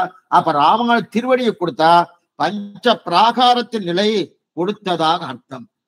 அப்ப பரத்தம் வியூகம் விபவம் அந்தர்யாமித்தம் அர்ச்சை, இது அத்தனையும் சேவிச்சதா அர்த்தம். சேவிக்கணுமா சுவாமி? சேவிக்க வேண்டாம், இவர் திருவடியை சேவிச்சா போறோம் அப்படின்னு தெரிவிக்கிறார் இல்லையா. அதற்கு மேல அடுத்த பாசம், செழுந்திரை பார்க்கடல் கந்துயில் மாயன் திருவடிக்கு விழுந்திருப்பால் நெஞ்சில் மேவுநல் ஞானி நல்வேதியர்கள் தொழுந்திருப்பாதமை ராமானுஜனை தொழும்பெரியோர் எழுந்திரை தாடுமிடம் அடியேனு கிரிப்பிடுவேன் தெரிவிக்கிறார். செடுந்திரை பார்க்கடல் கந்துயில் மாயன் யாரது? அதான் ஸ்ரீமன் நாராயணன். அந்த நாராயணனுடைய திருவடிக்கு விழுந்திருப்பார். அந்த ராமானுஜன் அந்த நாராயண திருவடிகள் வீழ்ந்திருக்கார். அப்படி அவர் திருவடியை யாரெல்லாம் பற்றி இருக்கிறார்களோ, செடுந்திரை பார்க்கடல் கந்துயில் மாயன் திருவடிக்கு விழுந்திருப்பார் நெஞ்சில் மேவுநல் ஞானி. அந்த ராமானுஜ திருவடி யாரெல்லாம் பற்றி இருக்கிறார்களோ அவர்களை அடியேன் பற்றி இருக்கிறேன் என்கிறார் திருவரங்க தமிழர். அந்த ராமானுஜ திருவடிகளை பற்றினவர்கள் 105வது பாசுரம், பற்றினவர்களுடைய திருவடியை அடியேன் பற்றுகிறேன் செடுந்திரை பார்க்கடல். அதுக்கு மேல 103வது பாசுரம், வளர்ந்த வெங்கோபம் அடங்கலன்றாய் அன்று வாழவனன் கிளர்ந்த பொன்னாகம் கிழித்தவன் கீர்த்தி பயிலிருந்து விளைந்திடும் சிந்தை ராமானுஜம் எந்தன் மெய்வின நோய் கலைந்து நல்ஞானம் அளித்தனன் கையில் கனியன்னவே.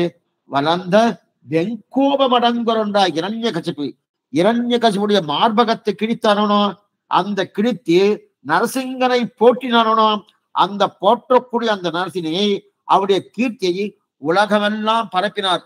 ஆகம் சீர் நரசிங்கமதாகி ஓர் ஆகம் வல்லுகிறாள் பிறந்தானுடை மாகவைகுந்தம் காண்பதற்கும் தெரிவிக்கிறாள். அப்படிப்பட்ட உலகமெங்கும் பரப்பும் ராமானுஜனை சேவித்து அவர் திருவடியை பற்றி யாரெல்லாம் பக்தர்கள் இருக்காரோ, அந்த பக்தர்களை யார் பற்றி இருக்கிறார்களோ அவர்களை பற்றுவதற்கு அடியனுக்கு இருக்கும் திருவரங்கத்தவன் தெரிவிக்கிறார். வளர்ந்த வெங்கோமம் அப்படின்னா அர்த்தம், அந்த நரசிம்மனை உபாசனை சேவிக்கிறான். அந்த சேவிக்கிறார்களோ, சேவிச்சுட்டு அந்த சேவிக்கக்கூடிய ராமானுஜர் திருவடி யார் பற்றுகிறார்களோ அந்த ராமானுஜ திருவடி பற்றினவர்களை பற்றுகிறார்கள். அந்த பற்றக்கூடிய அந்த திருவடி எனக்கு உத்தேசம், அதுதான் எனக்கு விருப்பம் தெரிவிக்கிறார்.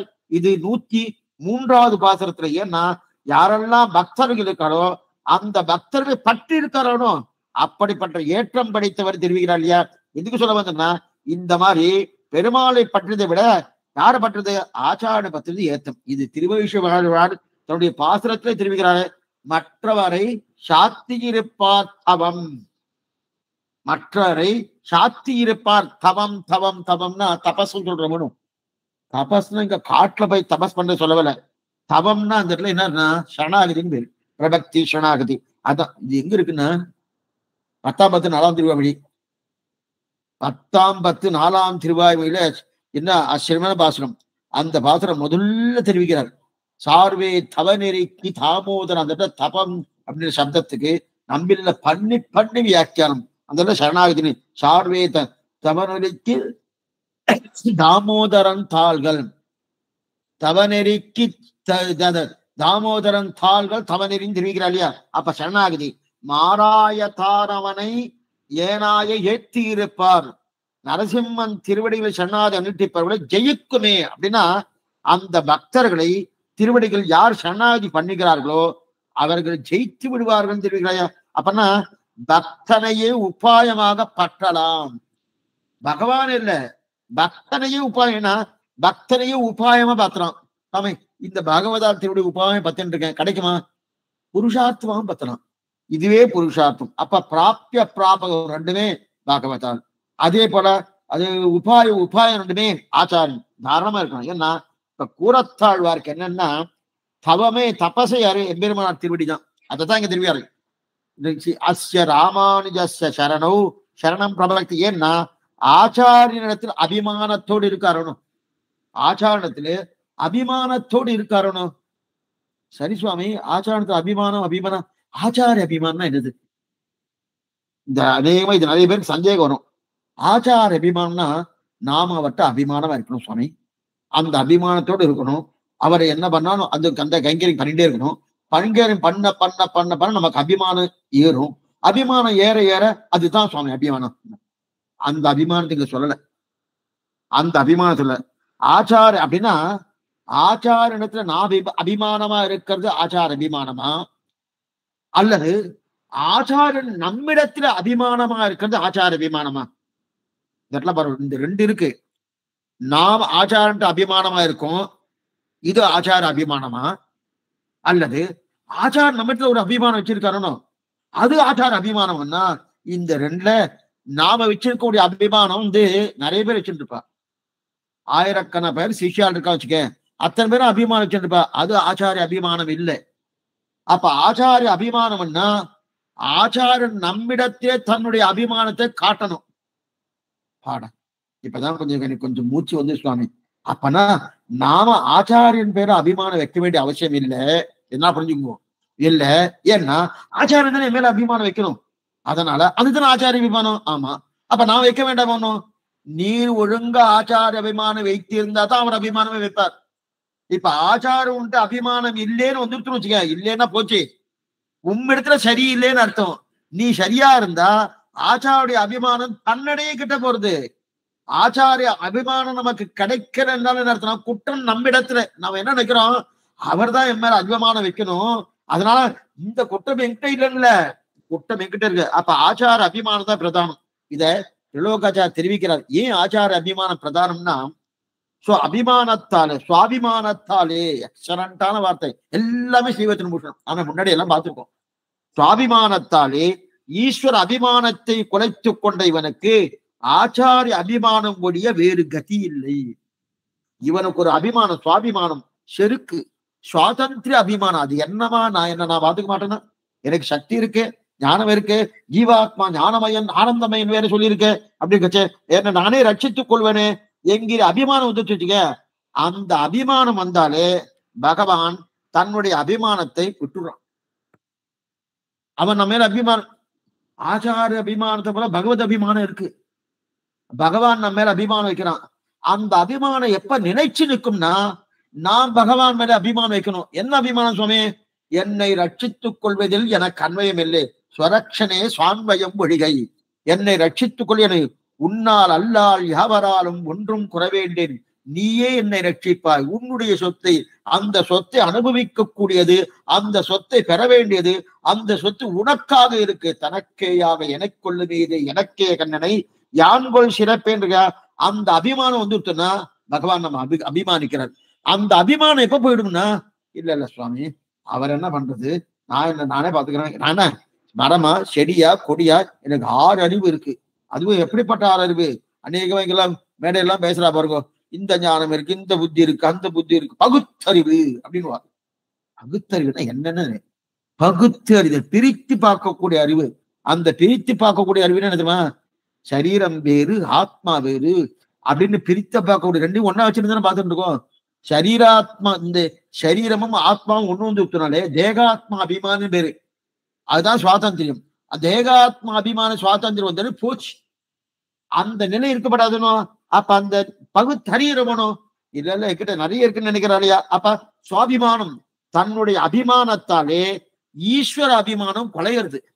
ஓ, நான் இவனை ரட்சிக்கலான்னு பார்த்துட்டு இருக்கேன், ரட்சிக்கலான்னு பார்த்துட்டு இருக்கேன், இவன் என்ன பண்ணிட்டு இருக்கான்னு தன்னை தானே காப்பாத்தி கொள்றானே. அப்ப நான் ரட்சிக்க வரைச்சே இவனை ஒத்துக்கலையே, ஏன் ஒத்துக்கல? அப்பனா நாம பேசாம ஒதுங்குவோம் அப்படின்னு பகவான் ஒதுங்குறாரு. அப்பனா சுவாபிமானத்தால் ஈஸ்வர அபிமானத்தை குலைத்து கொண்ட இவனுக்கு அதெல்லாம் என்ன பண்றாரு? ஈஸ்வரன் விட்டுடுற, வேண்டாம், இவன் சம்பந்தம் வேண்டாம். சம்பந்தம் வேண்டாம் என்ன அர்த்தம்? இவனை ரட்சிக்கிறதுக்கு இவனுக்கு விருப்பம் இல்லை போட்டிருக்கு. நான் தான் ரட்சிக்கணும், இது என் சொத்து. ஆனா இவன் என் சொத்துன்னு இவன் வரமாட்டேன்றானே, இவன் என் சொத்துன்னு வரமாட்ட. இது பராசர பற்றி தெரிவிக்கிறார். திருவஞ்சன காலத்துல நம்பெருமாள் சேவிக்கிறார். சேவிச்ச உடனே இந்த வார்த்தை சொல்றார், தும்மே ஹம்மே குதஸ்தத் ததபி குதயிதம் வேதமூல பிரமாணாது ஏதச்சானாத் அனுபவிவசோபி ஆஸ்ரோசதேவா ஆக்ரோசகஸ்ய கீதாதிஷு மம விதிதரா கோத்திர சாட்சி ஸ்வதி ஸ்வயாது அந்த தத்தபாட்சி இது கனகே நைத்திரஜ மிக்யம் அப்படின்னு தெரிவிக்கிறார். ஆச்சரியமான ஸ்லோகம். அதுல என்ன தெரியும்னா, தும்மே ஹம்மே, இந்த ஜீவாத்மா ஈரவஸ்திரத்தோடு இருக்கான நம்பெருமாள். அப்புறம் வீரவஸ்திரத்தோடு இருக்கிறது இவரு கற்பனை பண்ணி சொல்லிட்டு இருக்காரு.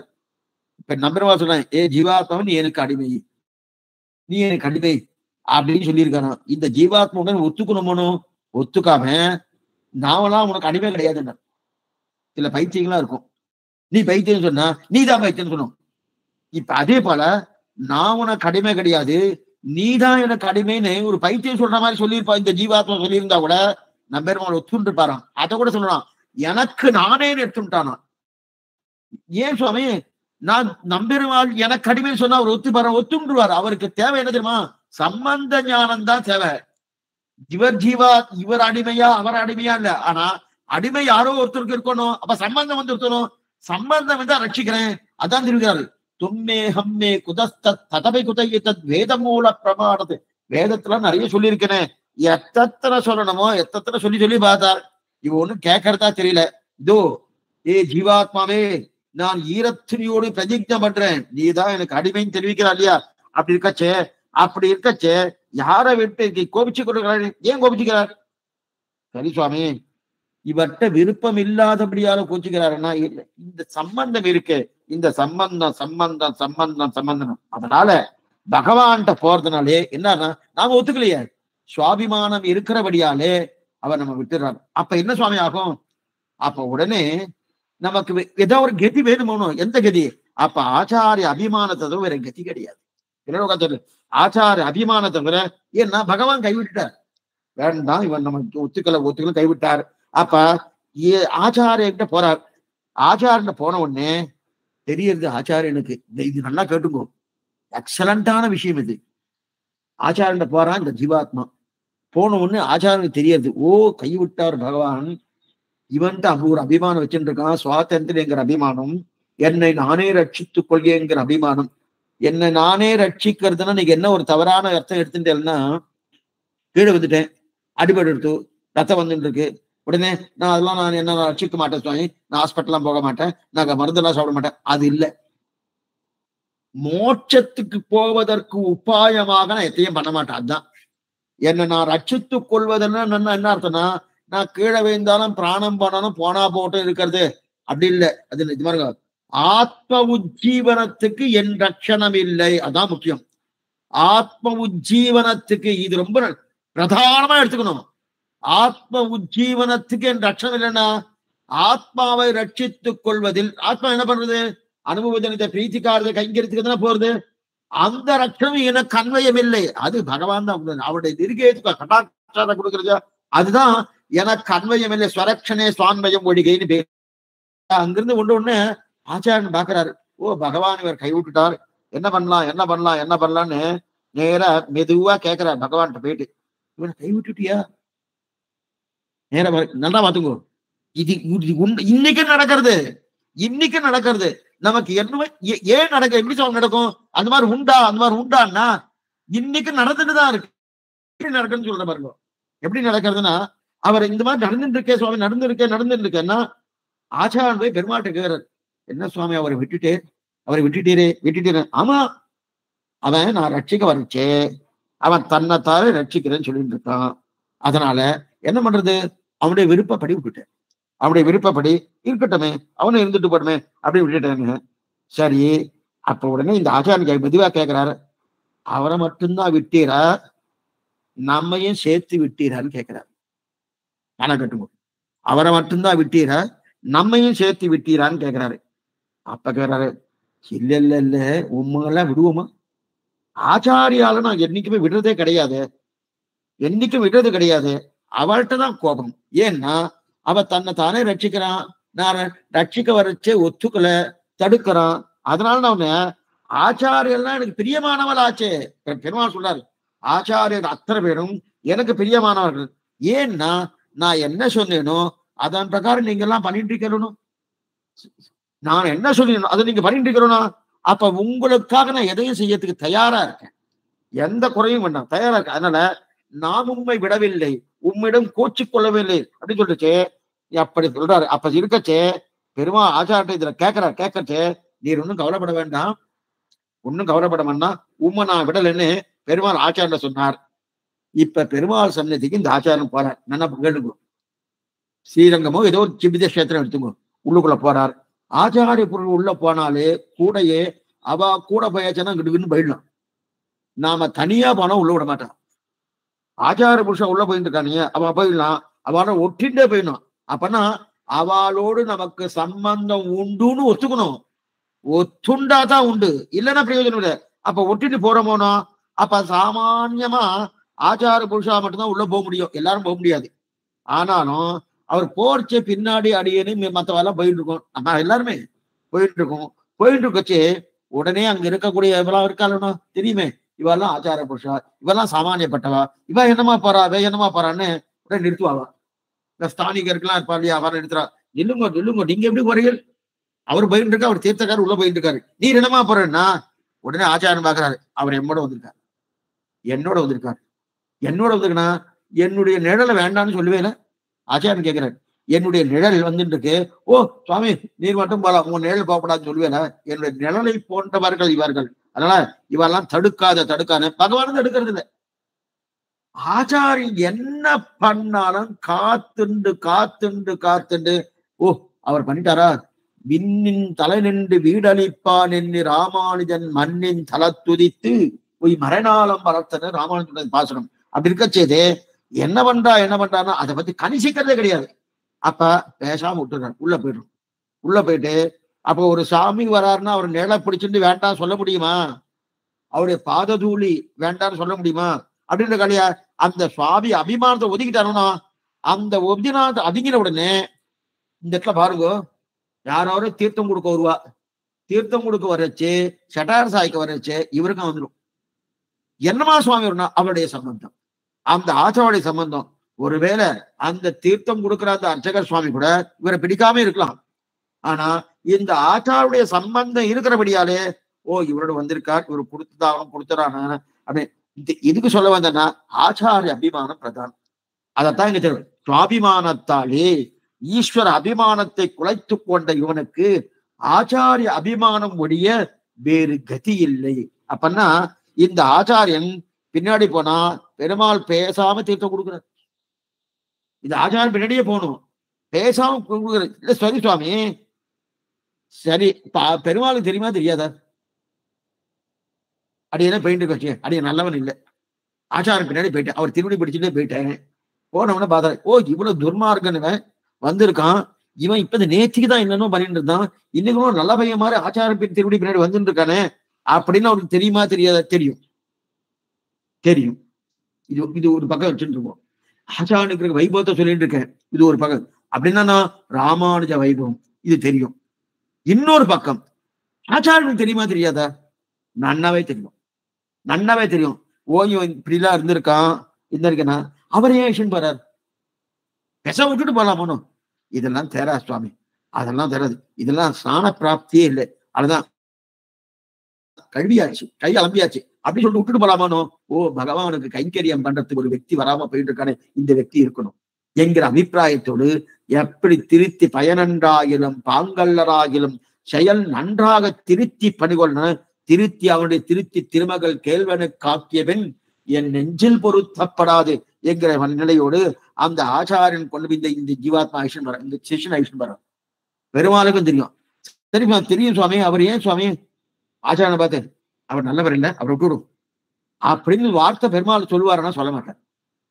சொல்லாதது மட்டும் இல்ல, என்னுடைய முகத்தை இவன் கெடுதல் பண்றவன் நல்லவன் இல்லை தெரியும், என்னோட முகத்தையே பார்க்க மாட்டார். எத்தையோ கணிசிக்காம ஆச்சாரனோட வந்திருக்கார், அவ்வளவுதான். ஆச்சாரியனோட ஒரு பொருள் வந்துருச்சு, அவர் பை எடுத்துட்டு போறார், பணம் எடுத்துட்டு போறார், கூடை எடுத்துட்டு போறார், புஷ்பத்தட்டை எடுத்துட்டு போறார். அது என்னது புஷ்பத்தட்டு? அதை ஆராய்ச்சி பண்ணுவாரா? அதே பழங்க. ஆனா அந்த அளவுக்கு நாம் பரதந்திரனா இருக்கணும். ஒரு சிஷ்யன்னா எப்படி இருக்கணும்னா அந்த அளவுக்கு பரதந்திரனா இருக்கணும். ஆச்சாரி முன்னாடி போறான்னா அவர் படிக்கட்டு ஏறி மேல போறார், பெருமாள் முன்னாடி தீர்த்தம் வாங்கிட்டு ஷடாரில வாங்குறாருன்னா வாங்கின உடனே அவர் பின்னாடியே போறவானோ உள்ளுக்குள்ள பயம் இருக்கு, சுவாமி தள்ளிடுவாரா இல்ல பயமா இருக்கு. ஏன்னா நான் எவ்வளவு துர்மார்கன்னு தெரியும், பயமா இருக்கு. இருந்தாலும் நாம முகத்தையே காட்டல, முகத்தை காட்டணும். ஓ இவனா தள்ளு வெளியில தள்ளு அப்படின்னு முகத்தை காட்டாம அப்படியே போயிட்டு இருக்கச்சு. அவருடைய முதுகு பின்னாடியே முகத்தை ஒழிச்சுட்டு போயிட்டு இருக்கேன், போயிட்டு இருக்கணும். ஆச்சாரம் பார்க்கறாரு, பின்னாடி இருந்து முதுக தட்டுறாரு. கவலைப்படாது, நீ என்னோட வந்தியணும், உனக்கு ஒன்னா இதெல்லாம் அடியேனே பிரத்யட்சமா அனுபவிச்சிருக்கேன், அடியேனே பிரத்யட்சமா ஒவ்வொரு இடத்துல அனுபவிச்சிருக்கேன். வானமாவள திவ்ய தேசம் எங்க ஆச்சாரிய ஐஷன் வராரு, அப்படியே அனுபவிச்சிருக்கேன். எதுவும் சொல்ல மாட்டேன்னா அந்த மாதிரி இருக்கச்சு எப்பெருமான பெருமாள் பாக்குறாரு, நம்மையும் பாக்குறார், ஆச்சாரியனையும் பாக்குறாரு. பார்த்துட்டு ஓ இவ்வளவு துர்மார்கனா ஆச்சேன்னு தெரியல, ஒண்ணும் பேசுறது இல்ல. அங்க போய் ஆச்சாரியன் என்ன பண்றாரு தெரியுமா? இந்த வார்த்தை நமக்கு அங்க போன உடனே ஆச்சாரியன் என்ன நடக்கிறது தெரியுமாங்க? போன பிறகு ஆச்சாரியன் பெருமாள்கிட்ட பேசுறது கிடையாது, பெருமாள்கிட்ட பேசுறதே கிடையாது. ஏன்னா பக்கத்துல இருக்க நாச்சியார், அந்த நாச்சியார்கிட்ட பேசி நீர் கொடுத்த தைரியம் தான் தாயே பிராட்டியே, நீர் கொடுத்த தைரியம் தான், அந்த தைரியத்தில் தான் அடியே நீங்க வந்தேன். நமக்கென்று எந்த தைரியம் இல்லை, நீர்தான் புருஷகார பூதை, நீர்தான் கடக சமாசிரம் பண்ணக்கூடியவள். அப்படி இருக்க செய்து நாமும் ஆச்சாரனும் கடக சமாசிரியம் தான். அப்படின்னா கடக சமாசிரம் சேர்த்து வைக்கக்கூடிய தன்மை தான் கடக சமாசிரியம் பேரு. அந்த சேர்த்து வைப்பவர்கள் நீ, அடியேனும் சேர்த்து வைக்கிறான். இருந்தாலும் நீர் கொடுத்த ஆதரத்தில் தான் அடியேன் வந்திருக்கேன். அப்படிங்கச்சே பெருமாள் முகத்தை பார்த்தாலே ஏதோ கோபம் இருக்கு, ஏதோ சுவாதந்திரியம் இருக்கு, எனக்கு பயமா இருக்கு, நான் என்ன பண்றது? நான் இவரையும் ஐஷன் வந்திருக்கேன், ஆனா அவர் முகத்தை பார்க்கச்சே கோபம் நன்னா கொப்பளிக்கிறது, முகத்துல பார்த்தாலே தெரியுது. என்ன பண்ணலான்னு அந்த பிராட்டி கிட்ட பிரார்த்திக்கச்சே பிராட்டி சொல்றா, பயப்படாத. எதுக்கு பயப்படுற? பயப்படாத, கவலைப்படாத, நீர் கொடுத்த ஆதரத்தில் இருக்க பயப்படாத என்றார். ஏன் பயப்படா? கவலைப்பட வேண்டாம், நம் மடியிலேயே ஒதுங்கிறாய் நீர், அதனால அந்த நம் மடியில ஒதுங்கினபடியாலே உனக்கு எந்த கவலையும் வேண்டாம், உனக்கு எந்த கவலையும் அப்படின்னு பிராட்டி சொல்ல. இப்ப என்ன ஆயிடுச்சு? அடியே அந்த ஆச்சார நிலையில ஒதுங்கி இருந்தணும். ஆச்சார எங்க ஒதுங்கினார்? பெரிய பிராட்டியாருடைய நிலையிலே ஒதுங்கினார். அடியேன் ஆச்சாரியன் திருவடி நிலையில ஒதுங்கிட்டு இருக்கேன், ஆச்சாரியன் பெரிய பிராட்டிய நிலையில ஒதுங்கி இருக்கா இல்லையா? கடைசியில் என்ன ஆச்சுன்னா யாரு? பெரிய பிராட்டி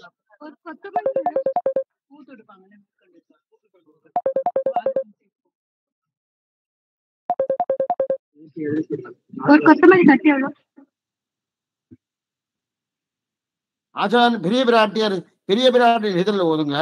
அவளை கோபிச்சு கொள்ள அளவுக்கு பெருமாள் ஏன்னா என்ன ஆச்சுன்னா இப்ப பெருமாள்கிட்ட பேசுறா பிராட்டி. அப்ப பிராட்டிக்கிட்ட கோச்சுக்க மாட்டா. என்னைக்கும் பிராட்டுக்கு கோச்சிக்க மாட்டா. கோபித்துக் கொள்ளும் அளவுக்கு பிராட்டி வச்சுக்க மாட்டா. அள்ளி மலர்மகள் போக மயக்குக்கள் ஆகியும் நிற்கும் அம்மான் தான் பாசனம். ஏன்னா அவளை பார்த்தாலே தனக்காக எப்பயும் பண்றது கிடையாது, இந்த பிரஜைகளுக்காக தம் மக்களுக்காக பண்ணிட்டு இருக்காளு, இவ என்ன சொன்னாலும் பண்ணு. அவருடைய போக மயக்குகள் மயக்கிட்டு இருக்கும் போது நமக்காக கொடுக்கணும்னு ஆச்சாரம் எது கேட்டுக்காளோ அதை கொடுத்துட்டாரணும். இப்ப பகவான் தானே இருக்கிற. ஆக ஆச்சாரியுடைய அபிமானத்துல ஒதுங்கி இருக்கும் போது அனைவருக்கும் கொடுப்போம். இது பெரிய பெருமாள் சொல்றார், அனைவருக்கும் கொடுப்போம் அப்படின்னு சொல்லிக்கலையா. இப்ப நிம்மதி பெருமூச்சு நான் வந்துட்டேன். போறோம் சுவாமி, இது போறோம். அப்ப அது வரைக்கும் எப்படி இருந்து பதன் கிடைக்குமோன்னு துடிச்சுட்டு இருக்குமோ. ஒருவேளை ஆச்சாரியனை தாண்டி நல்லா பார்த்துக்கோ, ஆச்சாரியனை தாண்டி பின்னாடி அடியன் இருக்கேன், தாண்டி அடியனை பார்த்துட்டான்னு வச்சுக்கேன், இவனா தள்ளு எதுக்காக வந்திருக்காம போ அப்படின்னு ஒரு கதி அதோ கதிதான். அதற்கு மேல அதோ கதி. அப்ப ஆச்சாரியன் திருவடி நிழல்லே இருந்துட்டு வச்சுக்கேன், எத்தனை எக்குற்றவாளர் எதிர்பிறப்பு ஏதியல் வாக நின்றோர் அக்குற்றம் அப்பிறப்பு அவ்வியல்வே நம்மை ஆட்கொள்ளுவேன் தெரிவிக்கிறாளியா.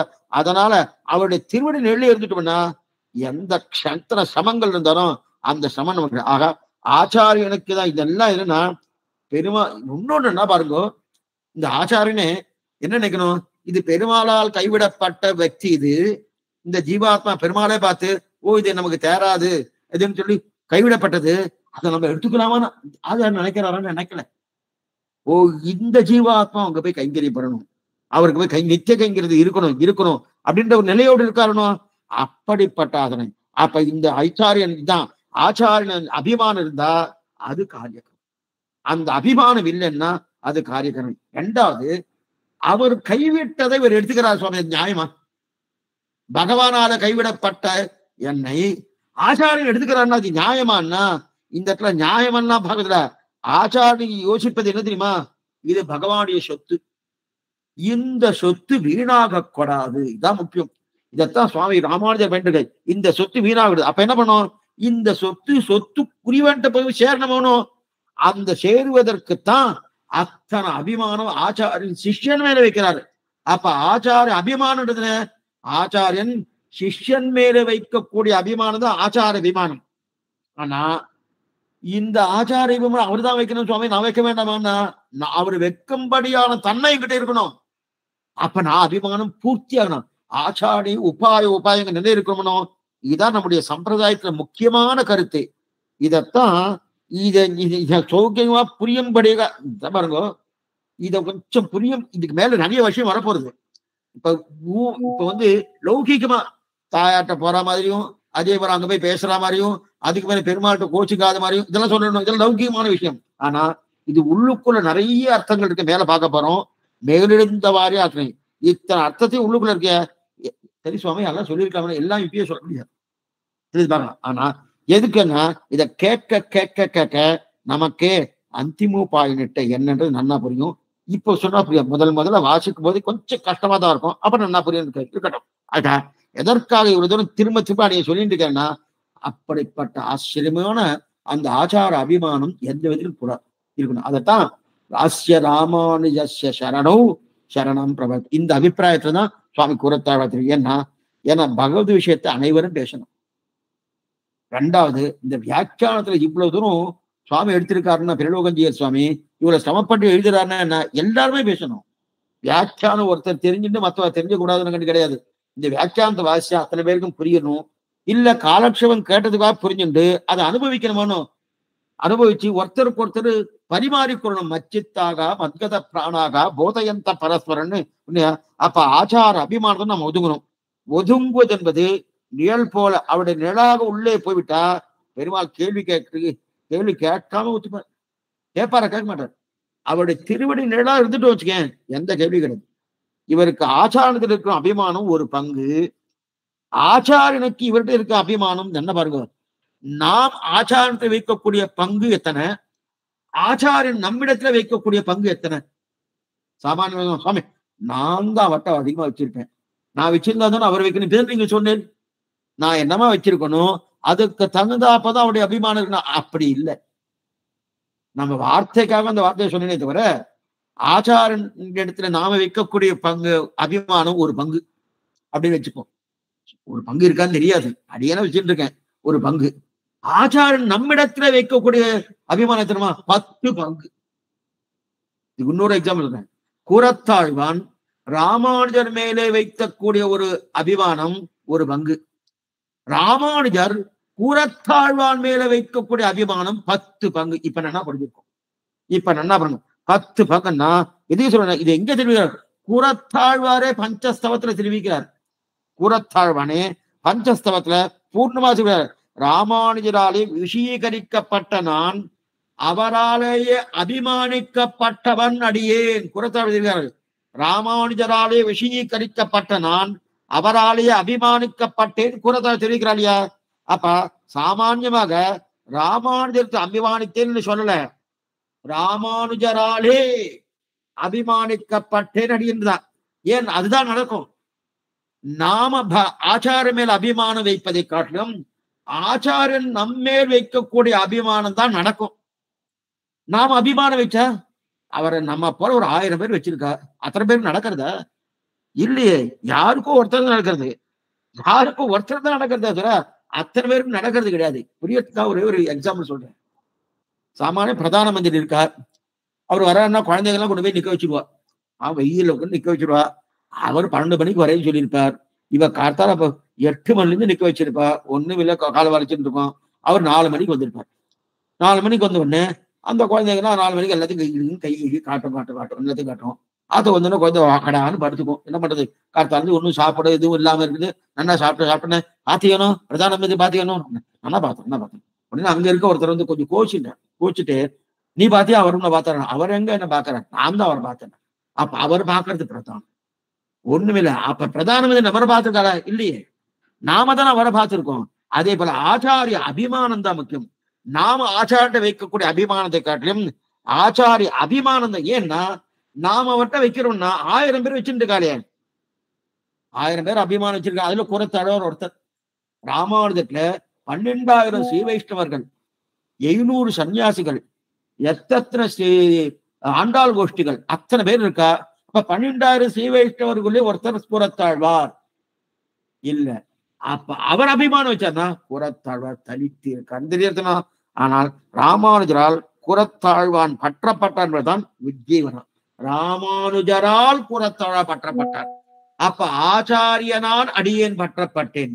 இது ஒத்தொத்தனும் சொல்லிக்கணும்னா அந்த அளவுக்கு இருக்கணும். இருந்தா தான் உஜ்ஜீவனம் தெரிகிற. அப்ப பல சிஷ்யர்களுக்கு ஆச்சாரியனுக்கு இருந்தாலும் சில சிஷ்யர்கள் தான் ஆச்சாரியன் அந்தரங்கமா எடுத்துக்கிறார். எல்லாருக்குமே எல்லா கைங்கரியும் கொடுக்கறது இல்லை. சில சிஷ்யர்களை இந்த பண்ணு அதை பண்ணு சொல்றாருனோ அந்த மாதிரி எல்லாருக்கும் கொடுக்கறதுனா அந்த மாதிரி கிடைச்சிட்டா பாக்கியம்தான். அப்ப ஏன்னா நமக்கு அதிகாரம் இல்லை. அதிகாரம் இல்லைன்னா அபிமானம் தேவை. 2 வார்த்தை பாருங்க. 1 அதிகாரம், 2வது அபிமானம்.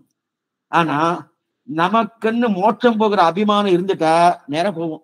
அபிமானம் இருக்கா சுவாமி? ஒண்ணுமே இல்லை சுவாமி. எங்க இருக்கு அபிமானம்? அபிமானமே இல்லை. அப்ப அபிமானம் இல்லைன்னா என்ன பண்றது? ஆச்சாரிய அபிமானத்தை, அதாவது அதிகாரம் இல்லைன்னா ஆச்சாரிய அபிமானத்தை தவிர வேற எதுவும் அதைதான் ஒதுங்கி ஆகணும். அந்த அபிமானத்தை ஒதுங்கும் போது அவருக்கே பண்ண என்ன அர்த்தம்? அபிமானத்தை ஒதுங்கிறதுனா அவருக்கே கைங்கரியம் பண்ணிட்டு இருக்கணும். அது நிச்சயமா அவருக்கு ஆச்சார அபிமானம் இருக்க. சுவாமி சமாஷம் பண்ணி வந்துட்டேன். சில பேர்லாம் இதை நினைக்கிறேன். இதெல்லாம் இதை சொல்ல கொஞ்சம் எனக்கு கொஞ்சம் கஷ்டமா தான் இருக்கு. ஆனா வேற வழியில சொல்லித்தான் ஆகணும். ஆயிடுச்சு சுவாமி, எனக்கு 8 வயசுல ஆயிடுச்சு, சமாஷம் ஆயிடுச்சு. சரி எப்ப சுவாமி? 10 வருஷம் கூட ஆச்சாரம் சேவிச்சேன் சுவாமி. இப்ப போய் சேவிக்கணும். எப்படி இருக்காருன்னு தெரியல. ஆனா அடிக்கடி டெலிபோன்ல கான்டாக்ட் பண்ணிருக்கேன். பிரயோஜனம் இல்லை. நிச்சயமா அவருக்கு பல்லாண்டு பாடணும். அவருக்கு இடத்துல போய் அங்கங்க கைங்கரி பண்ணிட்டு இருக்கணும். அதுமல்ல அவர் இச்சைப்படி வாழ கற்றுக்கொள்ளணும். அது ரொம்ப முக்கியம். அவர் எப்படி சொல்லியிருக்காரோ அந்த மாதிரி வாழணும். அப்படியே கற்றுக்கொள்ளணும்னு சொல்லியிருக்கேன், வாழணும்னு சொல்லியிருக்கேன். எடுத்து நீங்க தான் டிசைட் பண்ணணும். இது சொல்ல வந்தா அந்த மாதிரி இருக்கணும். 2வது முக்கியமான வேண்டுகோள் என்னத்துமா? ஈஸ்வர அபிமானத்தை ஒழித்து கொண்டாருனா அவளுக்கு ஆச்சாரிய அபிமானத்தோட வேற கத்தியே கிடையாது. என்ன பண்ணுங்க அநேகமா நமக்கு ஏன் இந்த வார்த்தை அடிய சொல்றேன்னா, முன்னாடியே சொல்லிட்டேன், இப்ப ஏன் சொல்றேன்னா, நமக்கெல்லாம் ஈஸ்வர அபிமானம் இருக்குன்னு நினைச்சுட்டு இருக்கோம். இல்ல சுவாமி, என்னமா சுவாமி நீங்க இல்லைன்னு சொல்லிட்டு என்ன கொண்டு சுவாமி பாசா கோயில் போயிட்டு திருவல்லிக்கை, அதெல்லாம் காஞ்சிபுரம் போயிட்டு இருக்கேன், ஸ்ரீரங்கம் போயிட்டு இருக்கேன், திருமலைக்கு போயிட்டு இருக்கேன்னா ஈஸ்வர அபிமானம் என்னன்னு பார்க்கணும். தைலதாராவது அவிச்சின்ன சுச்சி சந்தான ரூபம்னு சொல்றது. ஒரு தைலம் எப்படி பிசுக்கு விழாம அந்த அப்படியே வந்துட்டு இருக்கோ, அந்த மாதிரி பிசிலே இல்லாம அந்த ஈஸ்வர மேல அபிமானம் இருக்கணும். அது மட்டும் இல்ல, எனக்கு சுவாதந்திரியம் கூடாது. ஏதோ ஒரு வேலை வந்துருச்சுன்னு வச்சுக்கேன், அப்ப பகவான் சன்னதி போறது 2ஆம் பட்சம் தான். ஒண்ணுமே இல்லை, காலட்சமும் அப்படிதான். காலட்சமன் முதல்ல அடியேன் தான் கொட்டம் சொல்லியிருக்கேன். இப்ப ஏதோ ஒரு காரியம் வந்துருச்சு வச்சுக்கேன், அது பகவத் காரியமா இருக்கட்டும், இல்லது அது லௌகீக காரியமா இருக்கட்டும். இல்ல சுவாமி நாளைக்கு வச்சுட்டு இருக்கோம், இன்னைக்கு முடியாது, கொஞ்சம் வெளியில கொஞ்சம் காரியம்லாம் இருக்குன்னு வச்சுட்டு இருக்கோம்னா அப்ப என்ன அவர் தானே தள்ளிடுறேன். அப்ப ஈஸ்வர அபிமானம் பூர்த்தியா இருக்குன்னு அர்த்தமா? இல்ல. எப்ப அந்த அபிமானம் இல்லையோ அடியனுக்கு இல்ல, எப்ப அந்த அபிமானம் இல்லையோ அவர் கை விட்டாரா சுவாமி? விட்டுட்டார். அப்ப என்ன சுவாமி பண்ணலாம்? ஆச்சாரம் தவிர வேற கதி கிடையாது. ஈஸ்வர சுவாபிமானத்தாலே குறைத்து கொண்ட இவனுக்கு ஈஸ்வர அபிமானத்தை குறைத்து கொண்ட இவனுக்கு ஆச்சாரிய அபிமானத்தை தவிர வேற வழி வேறு கதி கிடையாது. அப்ப அதனால எனக்கு ஏன் சொல்றேன்னா, ஆச்சாரிய அபிமானம் இருந்துட்டு வச்சுக்கேன், பகவான் எத்தனை குத்தம் பண்ணிதானோ அவரை கணிசிக்கிறதே கிடையாது. அதான் தெரியுது. அப்ப மிச்சம் இருக்க அந்த ஆச்சாரம். அப்ப ஆச்சார அபிமானம்னா ஆச்சாரம் எங்கேயும் இருப்பார், நம்ம எங்கேயும் இருக்கோன்றது இல்ல. அத வருஷத்துக்கு ஒரு தடவையா போய் சேவிக்கணும். வருஷத்துல ஒரு தடவை சேவிக்கணும். அவர் பத்திரிகை அனுப்பிச்சா போய் பார்க்கற சுவாமி, அதுக்கு தங்க அதெல்லாம் கூடாது. 2வது, அவருக்கு தெரிஞ்சோ தெரியாமலோ அவர் திருவடிக்கு அவர் அந்த இதுல கைகிற பண்ணிருக்கோம்.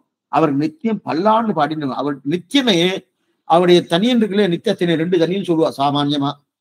அவருக்கு மங்கள தனியன், தீர்த்த தனியன் சொல்லுவார். அந்த தனியனை சொல்லணும். அவருக்குன்னு வாழ்த்தனம் இருக்கும், நிச்சயம் அவர் சொல்லிட்டு இருக்கோம். பெருமாள் வாழ்த்தனம் சொல்றோமோ இல்லையோ, இது நிச்சயம் பண்ணிட்டு ஆகணும். 2வது, அவர் நமக்கு எவ்வளவு உபகாரம் பண்ணியிருக்காரு அது மனசுல பட்டுறுத்து வச்சுக்க. ஆச்சாரியன் செய்து உபகாரமானவதை தூய்தாக நெஞ்சிதன்றில் தோற்றுனே தேசாந்தரத்தில் இருக்க மனந்தான் பொருந்த மாட்டேன்னா, ஒரு 2வது ஒரு ஸ்ரீ வைஷ்ணவ அபிமானத்தை வாழ்ந்துட்டோம் வச்சுக்கேன், இவனுக்கு எந்த கவலையும் கிடையாது, மோட்ச நிச்சயம். ஸ்ரீ வைஷ்ணவனுடைய அபிமானத்தை ஒதுங்கி இருக்கான்னாலே மோட்சம் நிச்சயம் உண்டு. அந்த ஸ்ரீ வைஷ்ணவனுடைய அபிமானத்துக்கு இல்லைன்னாலே சமந்தா சுவாமி, சமந்தான். இப்ப பகவத் அபிமானம் இருக்கே சுவாமி, சொல்ல முடியும். இப்பதானே பார்த்தோம், சொல்ல முடியாதுன்னு தெரியலையா? ஏன்னா அத்தனை தூரம் நமக்கு மோட்சம் இருக்கா இல்லையா ஒரு சந்தேகத்தோடு இருக்கணும். 2வது, ஆச்சார அபிமானம் வேண்டாம்னா அது ரொம்ப தவறான எண்ணம்.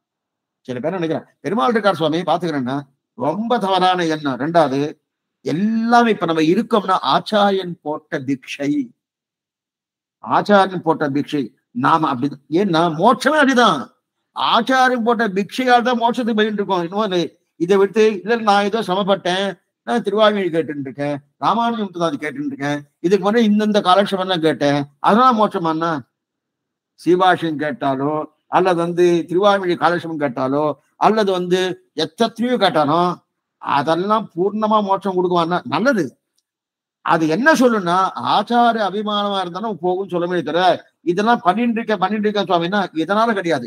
ஒரு ஸ்ரீ வைஷ்ணவனுடைய அபிமானத்துல வாழ்ந்தா அது கொடுக்கணும். அப்ப ஸ்ரீ வைஷ்ணவன்றது என்னதுன்னா, நம்மை அந்த ஸ்ரீ வைஷ்ணவன் நம்ம அபிமானிக்கணும், அதுதான் ஆச்சாரியன். அபிமானிக்கணும். நாம் ஸ்ரீ வைஷ்ணவோட அபிமானத்தால் ஒண்ணும் நடக்காது. ஓர் ஸ்ரீ வைஷ்ணவன் நம்மை அபிமானிக்கணும். அந்த அளவுக்கு நம்ம நடந்து கொண்டோமா, அந்த ஸ்ரீ வைஷ்ணவன் நம்ம அபிமானம் நடந்து கொண்டோமானா ஒவ்வொருத்தரும் அவதான் பரீட்சை பண்ணி பார்த்துக்கணும். பார்த்துட்டா அப்ப தெரியாது யாரோ ஒரு ஸ்ரீ வைஷ்ணவன் சுவாமி பரமபாகவதன், அந்த யாருன்னு தெரியாது. அந்த பரமபாகவதன் மடியில ஒதுங்கி அவன் நிழ ஒதுங்கி அவனுடைய அபிமானத்துக்கு ஆட்பட்டால் அப்பதான் நம்முடைய குற்றங்கள் அனைத்தும் மறக்கப்படுகிறது, மன்னிக்கப்படுகிறது. ஏன்னா இது ஏனோ தானும் எழுதி வைக்கக்கூடிய சம்பிரதாயமே கிடையாது. நேர அதிகாரம் இல்லைன்னு தெரிஞ்சு போயிடுத்து. என்ன அதிகாரம்? நான் எனக்கு ஈஸ்வர அபிமானம் இருக்கு அப்படின்னு நினைச்சுட்டு இருக்கணும். அபிமானத்தால குறைச்சுட்டேனே, சுவாபிமானத்தால குறைச்சிடணும்னா அபிமானம் இல்லைன்னு தெரிஞ்சு போயிடுத்து. அப்ப அந்த அந்த அதிகாரம் போயிடுத்து. அந்த அதிகாரத்துக்கு பதில் இன்னொரு முறையை பெருமாள் கொடுக்கிறார். நீ அதிகாரத்தை தொலைச்சுட்ட, என்னிடத்துல இருக்கக்கூடிய அபிமானத்தை தொலைச்சாச்சு, நான் இன்னொன்னு கொடுக்குறேன், இன்னொரு சாய்ஸ். சில பேர் என்ன சொல்றா பாருங்க, ஓ இது போயிடுத்தா, இன்னொரு சாய்ஸ் கொடுக்குறேன். அந்த மாதிரி இன்னொரு சாய்ஸ் கொடுத்திருக்காரு. என்ன சாய்ஸ்னா, அதுதான் ஸ்ரீவைஷ்ணவன் அபிமானத்தில் ஒதுங்குவது. ஆனா அதையும் பண்ணாம என்ன பண்றோம், விட்டு விலகி பேச்சடியில் அபிமானம் சொல்லிட்டு இருந்தா அப்ப நிச்சயம் முச்சம் கிடைக்கும் கிடையாது, நிச்சயமா கிடைக்காது. அபிமானம் இருக்கு அந்த ஸ்ரீவைஷ்ணவன் தெரியும் சுவாமி தெரியும் அப்படின்னா அபிமானம் நிச்சயம் மோட்சம் கிடைக்கும் தெரியாது. ஏன்னா சுவாமி நாம் சரணாகி பண்ணோன்னா சரி உடனே என்ன தோணும், சுவாமி நான் சரணாகதி பண்ணியிருக்கேன் சுவாமி, நீங்க என்ன நினைச்சுட்டு இருக்கேன், நம்ம என்ன நினைக்கிறோம், சரணாகதினா இங்கிருந்து நம்ம டெல்லிக்கு போகணும், மும்பைக்கு போகணும்னா ரிசர்வேஷன் பண்ற போனோம். பண்ணதுக்கு அப்புறம் அது நான் இருக்க வேண்டியபடி இருக்குமா, அதெல்லாம் அந்த சீட்டை கையில வச்சுட்டு இருக்கோம், எல்லாம் சீட்டு கிடையாது, தட்டுறதுதான். அது கையில வச்சுட்டு நேரம் அதை கொண்டு போய் காமிச்ச உடனே உட்காந்துக்கணும், 5 நேரம் உட்காந்து கூட எடுத்து போன்றோம். அந்த மாதிரி இல்லை சரணாகதி. சரணாகதினா அது பேச்சளவில் கிடையாது. ஏன் இந்த மாதிரி ஸ்ரீ வைஷ்ணவனோட அபிமானத்துல ஒதுங்குறனா இந்த சரணாகதியும் பலிக்காதுன்றாரு. சரணாகதி பலிக்காது, ஸ்ரீ வைஷ்ணவ அபிமானம் ஒதுங்குறது என்ன சுவாமி சொல்லணும்? ஏன்னா சரணாகதினா என்னது, உபாய பூத்தோமே பவ, இது பிரார்த்தனா மதி புத்தி விசேஷம் தான் சரணாகதி. இப்ப மனசுக்கு புரியணும், மனசுக்கு புரியணும், வாக்குக்கு புரியணும். ஒரு ஆச்சாரிய அபிமானத்தை ஒதுங்கி இருக்கிறோன்னு அதற்குன்னு இன்னும் இல்லாம மனசுக்கே புரியாம வாக்குக்கும் புரியாம எப்படியோ இருந்தேன்னா நான் சரணாகதி பண்ணேன்னு அர்த்தமா? ஏன்னா சில பேருக்கு சில சில பாக்கியம்லாம் உண்டு. அந்த ஆச்சாரனை அவர்கிட்ட ஒரு அபிமானம் வச்சுட்டு இருப்பார், இவர் ஏனோ தானோ இருந்திருப்பாரு, என்ன அது அவ பண்ண பாக்கியம். சுவாமி அந்த மாதிரி எனக்கு எல்லாம் ஏதாவது கிடைக்குமா? எல்லாருக்குமே கிடைக்கும், கிடைக்கிறேன். ஆக இத சொன்னேன்றதுக்காக உடனே ஓ அந்த மாதிரி இருக்கா சுவாமி, அதுதான் இதெல்லாம் எங்க ஆச்சாரம் சொல்லுவார், இதெல்லாம் சொல்லாதேன்னு. அந்த மாதிரி இருக்கா சுவாமி, நானும் அதே மாதிரி இருக்கேன், அப்ப அவர் அபிமானிக்கிறான் பாக்குறேன்னா நாம இருக்க வேண்டியபடி அந்த அபிமானத்தோடு தான் இருந்தணும். அதனாலதான் ஆச்சாரியன் பண்ண உபகாரம் எப்போ நிச்சயம் நெஞ்சில படணும். ஸ்ரீ வைஷ்ணவோட அபிமானத்துல ஒதுங்கி இருக்கணும். நான் நினைப்பது அவர்கள் என்னாலே இல்ல சுவாமி அப்ப சமாஷணம் பண்ணா பொறுமனும், இந்த ராமானுஜ சம்பந்தம் சுவாமி வேணும் அப்படின்னா அந்த அது மட்டும் இல்ல, அது மட்டும்தான் நினைக்கிறோம். எம்பெருமானார் திருவடியை பற்றினால்தான் மொத்த பாவங்களும் மன்னிக்கப்படும். நல்லா புரிஞ்சுக்கோங்க, அவருடைய திருவடியை பற்றினாதான் நமக்கு இந்த காஷா இந்த காமாதி தோஷ அரமாத்ம பதாஸ்திதானாம் ஸ்ரீமாதவாங்கிரி ஜலதத்தய நித்திய சேவா பிரேமாவிலாசய பராங்குச பாத பக்தம் காமாசி தோஷ அரமாத்ம பதாஸ்திதானாம் தெரிவிக்கிறாடியா. அவர் திருவடியை பற்றினோம்னா என்ன தெரியுது, மொத்த பாவங்களும் மன்னிக்கப்படுது. இதைதான் குரத்தாழ்வார் தெரிகிறது, இனிமே தெளிவா சொல்ல போறாரு. அப்ப அவர் திருவடிக்கு இருக்கக்கூடிய வைபவம் என்ன, அத்தனை நேரம் ராமானுஜர் பிரதிபலிக்கு இருக்கமே. என்ன சுவாமி ஆச்சு, என்னன்னா எதுவுமே தெரியலையா சுவாமி, பெரிய பிராட்டியார் இருக்காள், பெரிய பெருமாள் இருக்கா, இவெல்லாம் சேவிக்கலாம், சேவிக்க போறாவன்னா. ஆனா ராமானுஜர் நன்னா பாருங்க, சில பேர்னா நன்னா போவா, திருவரங்கத்துக்கு போவா, பெரிய பெருமாளை செய்வா, பெரிய பிராட்டியார் சேவிப்பா, வடக்கு வாசல் அதே மாதிரி தெற்கு வாசல்லையும் சேவிச்சா. ராமானுஜர் எங்க இருக்காருன்னு தெரியாது, பிரயோஜனமே இல்லை, ஒரு பிரயோஜனம் இல்லை. சில பேர் அங்கிருந்து விதேசத்திலிருந்து வருவா, வெளியூர்ல இருந்து வருவா, நேர திருமலைக்கு போவா. ஸ்ரீபெரும்புதூரோ ஆழ்வார் திருநகரியோ திருவாலை திருநகரியோ அவளுக்கு தெரியுமானா தெரியாது. ஏதாவது சரி அங்க போய் சேவிச்சோன்னா அந்த பெருமாளுக்கு ஏதாவது ஏற்றம் உண்டா?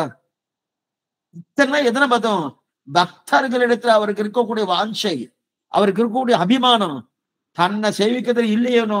அப்ப அவரு இன்னமும் நினைச்சிட்டு இருக்க அவரை சேவிச்சா அவர் ஆனந்தப்படுறான்னு நினைக்கிறோம், இல்லவே கிடையாது. எதுக்கு சொல்ல என்ன, அந்த அபிமானம் இருக்கிறமனோ இல்ல சுவாமி அடியை சேவிச்சிட்டேன், இப்ப ராமானுஜ சேவிச்சாத்தான் உண்டுன்னு சொல்றா.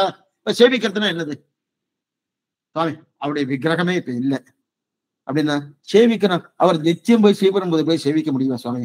நான் ஏதோ ஒரு ஊர்ல இருந்துட்டு இருக்கேன், சேவிக்க முடியுமான்னா இந்த இடத்துல பாருங்க, அபிமானம் அபிமானம் அபிமானம்னா என்ன அர்த்தம் தெரியுமா?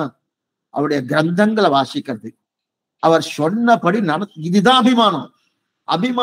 சாமான்யமா ஆழ்வார் ஆச்சார உற்சவங்கள்லாம் பண்றோம், பெரிய உற்சவங்கள், வாகனங்கள், அதுக்கப்புறம் இது அது என்னென்னோ பண்ற படாடப்ப நிறைய பண்ணிட்டு இருக்கோம். வாஸ்தவம் பண்ண வேண்டியதுதான், அந்த உற்சவங்கள் அவசியம் இருக்கணும். ஆனா அதை விட முக்கியம் என்ன தெரியுமா, அவ சொன்னபடி நடக்கிறது, அவ சொன்னபடி அனுஷ்டானத்துல கொண்டு வர்றது, அது ரொம்ப முக்கியம். அது இருக்கான்னா இல்லையே சுவாமி. அப்ப ராமானுஜர் அபிமானத்தை ஒதுங்கிறது என்ன அர்த்தம்? அவர் இல்லையே சுவாமின்னா அவர் நவவித கிரந்தங்கள் பண்ணியிருக்காரு.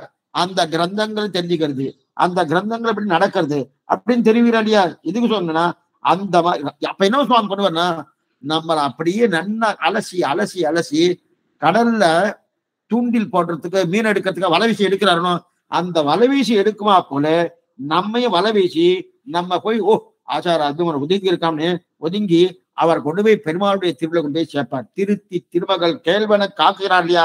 அப்படிப்பட்ட பிரபாவம் உடையவர் தான். அதனால்தான் அந்த பற்றிய திருவடியை பத்தனம்ன்றதுக்காக தான் இந்த ஸ்தோத்திரத்தையே திருக்கிறார். யாரு? குரத்தாழான் தெரிவிக்கிறார். இதுக்கு சொல்ல வந்தனா திரிலோகஜீயர் யூரதன் பிரயத்தனம் பற்றி சொல்றதுக்கு காரணம் இதுதான். ஆக இந்த ஸ்லோகத்தை ஒவ்வொரு நாளும் சொல்லணும். ஒவ்வொரு நாளும் இந்த ஸ்லோகத்தை சொல்லும் போது நல்லா பார்த்துக்கோ, இல்லதான் சொல்லப்படாத இருந்தாலும் சொல்லணும்னு தோன்றது. இந்த ஸ்லோகத்தை சொல்லும் போது என்ன நம்ம ராமானுஜரை முழுக்க நினைச்சுட்டு சொல்றோமா?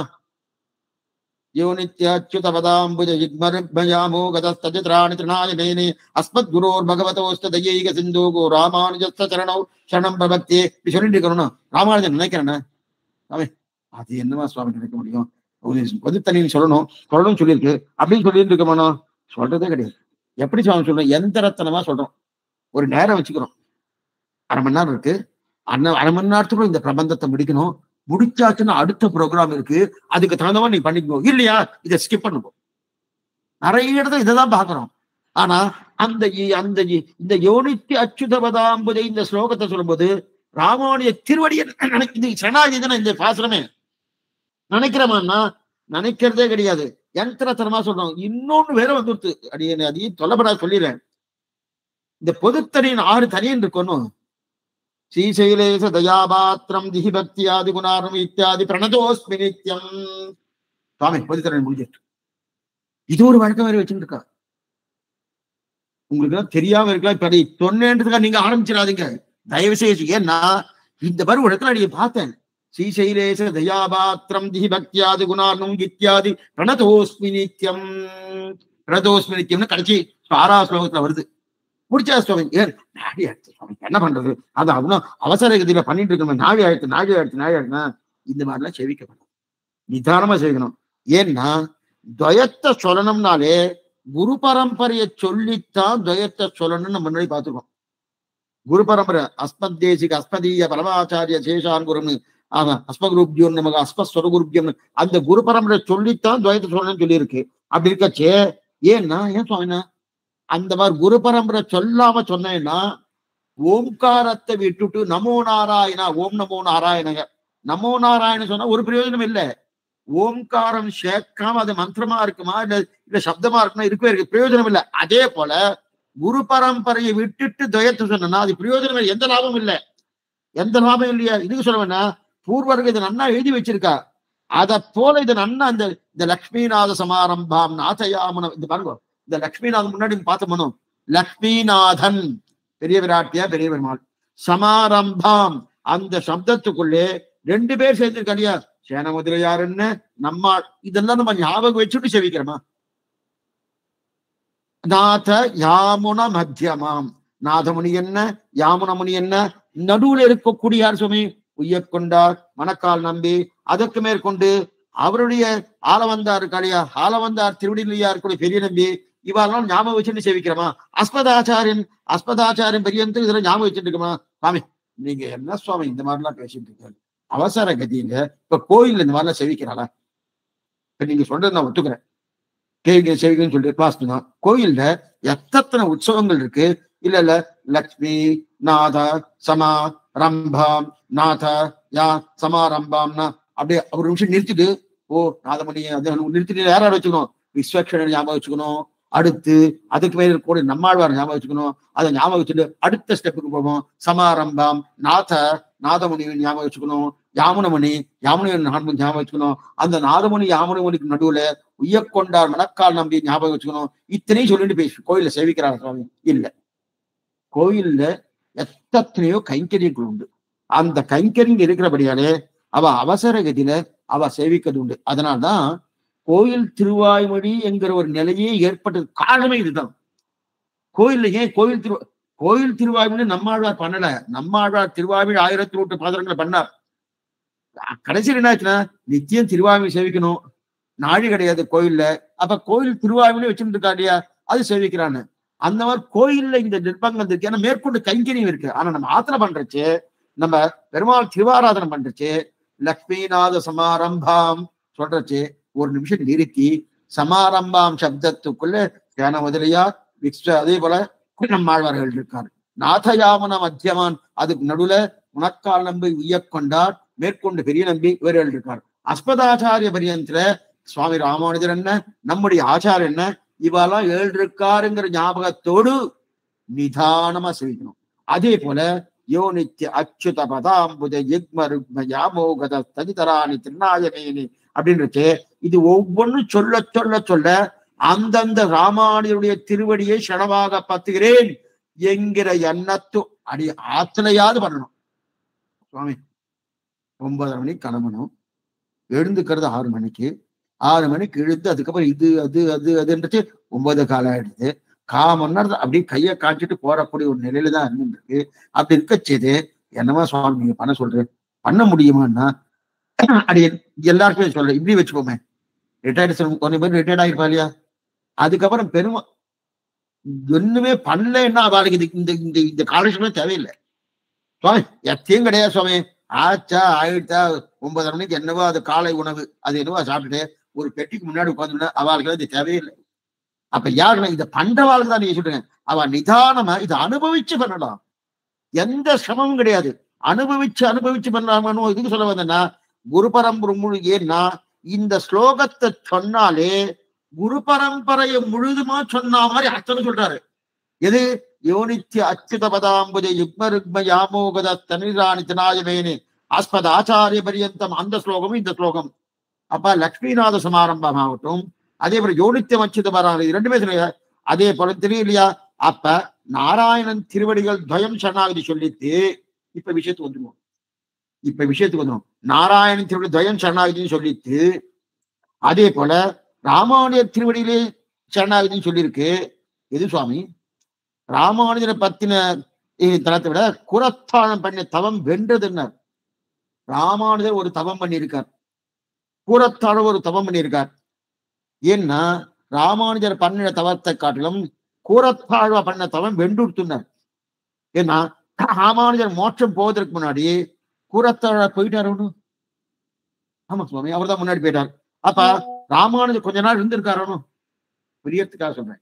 ஏன்னா நமக்கு மோட்சத்துக்கு போகணும்னாலே இதையெல்லாம் ஞாபகத்துல வச்சுண்டு இந்த ஸ்லோகத்தை சொன்னா நிச்சயம் மோட்சம். லக்ஷ்மிநாத சமாரம்பம் ஆகட்டும், யோனித்ய அச்சுத பதாமரம் ஆகட்டும். அப்ப நிச்சயம், ஏன்னா யார் முன்னாடி போறா யார் முன்னாடி போறவா பாக்கியசாலி. அதுக்குதான் இப்ப என்ன சொன்னேன், குரத்தாழ்வார் முன்னாடி போயிருக்க, ராமானுஜர் பின்னாடி போயிருக்கு. இப்ப குரத்தாழ்வார் பாக்கியசாலின்னு சுவாமி என்னமா சுவாமி சொல்ல முடியும். குரத்தாழ்வார் வயசுல மூத்தவர், நல்லா புரிஞ்சுக்கோ. ராமானுஜர் வயசுல இளைவர். இவருக்கும் அவருக்கும் கிட்டத்தட்ட 7 வயசு வித்தியாசம் உண்டு.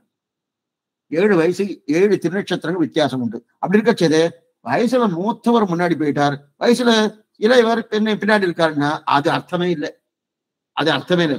மோட்சத்துக்கு போறதுக்கு வயசு வரம்பு கிடையாது. பராசர பட்டர் 52 இருந்தா அவர் திருநட்சத்திரம் தான் இருந்தார், கிளம்பி போயிட்டார். கூரத்தாழ்வார் 100 வயசு வரைக்கும் இருந்தார். அப்பனா 100 திருநட்சத்திரம் கூரத்தாழ்வார் இருந்தார், அவர் சுமார். பராசர பட்டர் 52 போயிட்டார், அவர் உயர்த்தி.